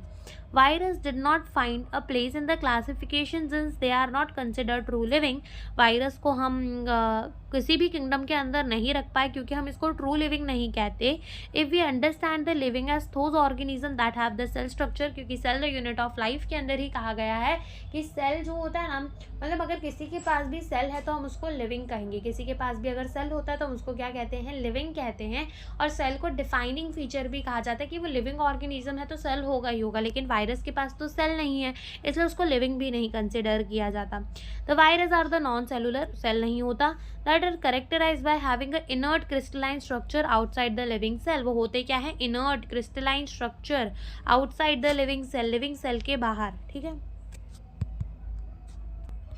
Once they infect the cell, they take over the machinery of the host cell and replicate themselves, killing the host, ठीक है। जैसे ही मान लो एक corona का virus है, बाहर तुम्हारी body के पड़ा है तो इसकी कोई औकात नहीं है, ठीक है। जैसे ही ये तुम क्यों छोड़ो, मान लो कोई भी है और अगर ये उसकी बॉडी के अंदर जाता है, ठीक है, और ना क्या करेगा, ये जो वायरस है वो तुम्हारे सेल के अंदर घुस जाएगा और अपना घर बना लेगा उसको, वहीं से वो रेप्लिकेट करेगा और तुम्हारे अंदर डिजीज, किसी के भी अंदर डिजीज कॉज कर देगा, ठीक है। तो ये क्या करता है, मशीनरी ले लेता है होस्ट सेल की और रेप्लिकेट करता है खुद को, किलिंग द होस्ट, ठीक है। फिर लिखा है कि what we call virus living और नॉन लिविंग। अब बताओ कि तुम क्या कहोगे, वायरस को लिविंग कहोगे या नॉन लिविंग कहोगे। तो ना ही लिविंग कह सकते ना ही नॉन लिविंग कह सकते, लेकिन अगर डेफिनेशन के हिसाब से चला जाए, defining feature, cell the unit of life, तो ये नॉन लिविंग है, ठीक है। फिर क्या लिखा हुआ है कि वायरस मीन्स द वेनम और द पॉइजनस फ्लूइड। वायरस का मतलब होता है वेनम यानी कि जहर, पॉइजनस फ्लूइड भी कह सकते हैं। तो सबसे पहले आए दिमित्री इवानोस्की 1892 के अंदर। इन्होंने देखा कि कुछ माइक्रोब है as a casual organism of the mosaic disease of the tobacco that were found smaller than bacteria because they pass through the bacterial proof filter. तो इन्होंने क्या देखा कि टबैको प्लांट के अंदर कुछ माइक्रोब्स हैं, कुछ छोटे छोटे से ऑर्गेनिज्म है जो क्या कर रहे हैं, डिजीज कॉज कर दे रहे हैं। दिमित्री इवानोस्की ने क्या देखा कि टबैको प्लांट के अंदर कुछ जो माइक्रोब्स है वो डिजीज कर दे रहे हैं, मोज़ैक फॉर्मेशन कर दे रहे हैं, ठीक है। और फिर इन्होंने देखा कि ये माइक्रोब जो है ना वो बैक्टीरिया से भी छोटे हैं बिकॉज वो पास कर जा रहे हैं किसे, बैक्टीरियल प्रूफ फिल्टर को, ठीक है। बैक्टीरियल प्रूफ फिल्टर को भी पास कर जा रहे हैं। ये किसने देखा, दिमित्री इवानोस्की ने। कब देखा, 1892 के अंदर देखा। फिर कौन आए हमारे, NW बेजेरिनिकाय। कब आए, इन द 1898। और इन्होंने कहा, इन्होंने क्या किया, जो एक्सट्रैक्ट होता है, जैसे कि मान लो ये टबैको का प्लांट है, इन्फेक्टेड है, इन्होंने इसकी चटनी बनाई, चटनी बनाकर क्या कर दिया, एक हेल्दी प्लांट के अंदर इसे स्प्रे कर दिया और देखा कि जो बीमारी इस प्लांट के अंदर थी वो हेल्दी प्लांट के अंदर भी हो गई, ठीक है। तो इन्होंने ये काम किया। तो देखो पढ़ते हैं क्या लिखा है, that the extract of the infected plant of the tobacco will cause the infection in the healthy plant and name the new pathogen virus and called the fluid as a contagious vivinum फ्लूडियम यानी कि infectious living fluid, ठीक है। इन्होंने देखा कि ये तो भाई डिजीज कर दे रहा है अच्छे खासे के अंदर और वायरस कह दिया और इन्फेक्शियस लिविंग फ्लूइड कह दिया। फिर आए WM स्टैनले, कब, 1935 के अंदर। और इन्होंने बोला कि वायरस जो है ना वो क्रिस्टल है, क्रिस्टल लार्जली प्रोटीन का बना हुआ है जो कि इनर्ट होता है outside the host cell, host यानी कि शिकार, ठीक है। और वायरस जो होता है वो ऑब्लिगेट पैरासाइट होता है यानी कि उसको प्लांट या एनिमल के सेल्स में घुसना ही पड़ेगा अगर उसको अपना काम करना है, क्योंकि वो क्या है, एक ऑब्लिगेट पैरासाइट है। In addition to protein, virus also contain the genetic material that could be either RNA और DNA। ये कह रहे हैं कि वायरस हमारा क्रिस्टल होता है, प्रोटीन का वो समझ में आता है, लेकिन प्रोटीन के साथ साथ उसमें क्या होता है, DNA होता है या तो RNA होता है। No virus contain both DNA और RNA, यानी कि हमारा कोई भी ऐसा वायरस, कोई भी वायरस ले लो तो उस वायरस के अंदर या तो RNA होगा या तो DNA होगा, दोनों चीज़ें साथ में नहीं प्रेजेंट होगी। A virus is a nucleoprotein यानी कि उसका जेनेटिक मटेरियल होता है और वो एक प्रोटीन होता है। एंड द जेनेटिक मटेरियल उसका कैसा होता है, इन्फेक्शियस। प्रोटीन इन्फेक्शियस नहीं होता, प्रोटीन इन्फेक्शन नहीं कॉज करता, उसका जेनेटिक मटेरियल इन्फेक्शन कॉज करता है। In general virus that infect the plant, ठीक है, ऐसे वायरस जो कि प्लांट को इन्फेक्ट करते हैं उनके पास सिंगल स्टैंडर्ड RNA होता है। And virus that infect the animal have either single और डबल स्टैंडर्ड RNA या फिर डबल स्टैंडर्ड DNA, यानी कि ऐसे वायरस जो कि एनिमल को इन्फेक्ट करते हैं या तो उसके पास सिंगल स्टैंडर्ड RNA होगा या तो डबल स्टैंडर्ड RNA होगा या तो डबल स्टैंडर्ड DNA होगा, ठीक है। तीनों चीज़ें साथ में नहीं होंगी, या तो होगा, ठीक है। बैक्टीरियल वायरस आर और बैक्टीरियोफेज, जो हमारे बैक्टीरिया वायरस होते हैं और जो हमारा बैक्टीरियोफेज है, ऐसा बैक्टीरियोफेज जो है वो हमारा एक वायरस है। नाम सुन के लगता है बैक्टीरिया है, लेकिन नहीं, बैक्टीरियोफेज जो है वो हमारा क्या है, एक वायरस है जो कि बैक्टीरिया को इन्फेक्ट करता है, इसलिए इसका नाम क्या है, बैक्टीरियोफेज है, ठीक है। Are usually double standard DNA virus, यानी कि इसके पास डबल स्टैंडर्ड DNA होता है। The protein coat called the capsid made up of the small subunit called the caspomere protects the nucleic acid. The capsomere are arranged in the helical or polyhedral geometrical form, ठीक है, यानी कि ये बताया हुआ है उसका structure. Virus cause disease cause कर सकते हैं जैसे कि mump, smallpox, herpes and influenza. AIDS in the human is also caused by the virus, ठीक है। In plant the symptom mosaic formation हो सकती है, leaf rolling and curling, yellowing, vein clearing, ठीक है। ये सारे जो है स्टंटेड ग्रोथ, ये सारे क्या हो जाते हैं, लक्षण हो जाते हैं कि प्लांट के अंदर भी वायरस वाला इन्फेक्शन जो है वो हो चुका है। तो अगर तुम ये देखो, ये वाला जो डायग्राम है ये हमें किसके गिवन है, टबैको के इंसेक्ट TMV वायरस का। किसका गिवन है, tobacco mosaic virus TMV virus का। तो ये जो है इसके क्या है, कैस्पिड्स, ठीक है, यानी कि एक सिंगल यूनिट को कैस्पोमियर कहेंगे। ये RNA अंदर की तरफ प्रेजेंट है, ठीक है। और अगर तुम इधर चलो तो ये हमें क्या दिया हुआ है, बैक्टीरियोफेज यानी कि हमारा ऐसा बैक्टीरिया जो कि क्या करता है, वायरस को बैक्टीरिया को इन्फेक्ट करने का काम करता है। तो क्या क्या है इसके अंदर, देखो इसके अंदर हेड है, ये कोलार, ये शीथ है, ये टेल फाइबर्स है, और यहाँ पर इसका जेनेटिक मटेरियल जो है वो भरा रहता है। और जेनेटिक मटेरियल इसका होता क्या है, डबल स्टैंडर्ड डीएनए। और जैसे कि मान लो ये बैक्टीरिया है, तो रुको, मान लो जैसे कि यहाँ नीचे बैक्टीरिया, और इस बैक्टीरियोफेज को क्या करना है, उस बैक्टीरिया को इन्फेक्ट करना है। तो ये इसके ऊपर ऐसे बैठ जाएगा और दबेगा, और इसका जेनेटिक मटेरियल जो है कहाँ आ जाएगा, बैक्टीरिया के अंदर आ जाएगा। ठीक है, तो ये होता है हमारा bacteriophage. When clearing, dropping and stunted growth, तो ये सारे कुछ लक्षण है जिससे पता चलता है कि प्लांट को कोई वायरल डिजीज हो चुकी है या फिर वायरस ने उसे कुछ डिजीज कॉज कर दी है। फिर आता है हमारा वायरॉइड्स। ठीक है, क्या आता है, वायरॉइड्स। 1971 के अंदर टीओ डाइनर ने डिस्कवर किया था नए इन्फेक्शियस एजेंट जो कि वायरस से भी छोटे थे और क्या कॉज करते थे, पोटैटो स्पिंडल ट्यूबर डिजीज। क्या कॉज करते थे, पोटैटो स्पिंडल ट्यूबर डिजीज। अगर तुम एक नॉर्मल आलू खाओगे वाले पोटैटो को देखते हो, ठीक है, तो वो आलू है जो हमारा, ठीक है, पोटैटो जो है। फिर उसके बाद क्या होता है कि ये गोल गोल उगते हैं, लेकिन जब इनको पोटैटो स्पिंडल ट्यूबर डिजीज हो जाता है तो ये ऐसे थोड़े से चपटे चपटे से हो जाते हैं। तो ये होता है पोटैटो स्पिंडल ट्यूबर डिजीज। तो टीओ डाइनर ने 1971 के अंदर डिस्कवर्ड किया new infectious agent that was smaller than the virus, और potato spindle tuber disease cause कर रहा था। इसके पास फ्री आरएनए होता था बट कोई प्रोटीन कोट नहीं होती थी जो कि वायरस के अंदर पाई जाती थी, और इसलिए इसका नाम वायरॉइड्स रख दिया गया। और आरएनए भी इनका कैसा होता था, लो मॉलिक्यूलर वेट का, जिसका मॉलिक्यूलर वेट बहुत कम होता था। ठीक है, फिर आते हैं प्रायंस। तो प्रायंस के अंदर अगर तुम देखो तो क्या लिखा हुआ है कि in the modern In modern medicine, certain infectious neurological diseases were found to be transmitted by an agent consisting of an abnormally folded protein। यानी कि प्रायंस जो होते हैं वो प्रोटीन होते हैं, कौन से वाले, abnormally folded protein, जो कि डिजीज कॉज करते हैं। The agent was similar in size to the virus. इनका जो साइज होता है वो वायरस के सिमिलर होता है, and this agent were called the prion. ठीक है, the most notable disease caused by the prion are the bovine spongiform encephalopathy BSC, common known as a mad cow disease in the cattle, and its analogous variant is CJD in the human। यानी कि disease के नाम बताए हुए हैं कि ये कौन कौन सा डिजीज कर सकता है, BSC CDG। ठीक है, BSC कहाँ करेगा, कैटल्स के अंदर, और CDG कहाँ करेगा, ह्यूमंस के अंदर। फिर आता है हमारा लाइकेन, जिसके बारे में हम आगे पढ़ चुके हैं, खाली यहाँ रेड कर लेते हैं कि लाइकेन क्या होता है, symbiotic association, that is the mutual useful association between the algae और द फंगी। एल्गल कॉम्पोनेंट को फाइकोबॉन्ड कहा जाता है, फंगल कॉम्पोनेंट को माइकोबॉन्ड कहा जाता है। ऑटोट्रॉपिक हेटरोट्रॉपिक होते हैं रिस्पेक्टिवली। एल्गे प्रिपेयर करता है फूड फॉर द फंगी, और फंगी जो है उसे रहने की जगह देता है। वाटर एंड मिनरल न्यूट्रिएंट्स को एब्जॉर्ब करके, पानी एब्जॉर्ब करके अपने पार्टनर यानी कि एल्गे को देता है। So close is the relationship if one saw a lichen in the nature, one will be never imagine that they have a two different organism within them। यानी कि कह रहे हैं कि अगर आप कभी लाइकेन को देखोगे भी तो आप पहचान नहीं पाओगे कि उसके अंदर दो डिफरेंट ऑर्गेनिजम्स मिले हुए हैं। ठीक है, पहचान नहीं पाओगे। लाइकेन बहुत गुड पॉल्यूशन इंडिकेटर होते हैं, they do not grow in the polluted area. ठीक है, ये SO2 यानी कि SO2 को बहुत जल्दी पहचान जाते हैं।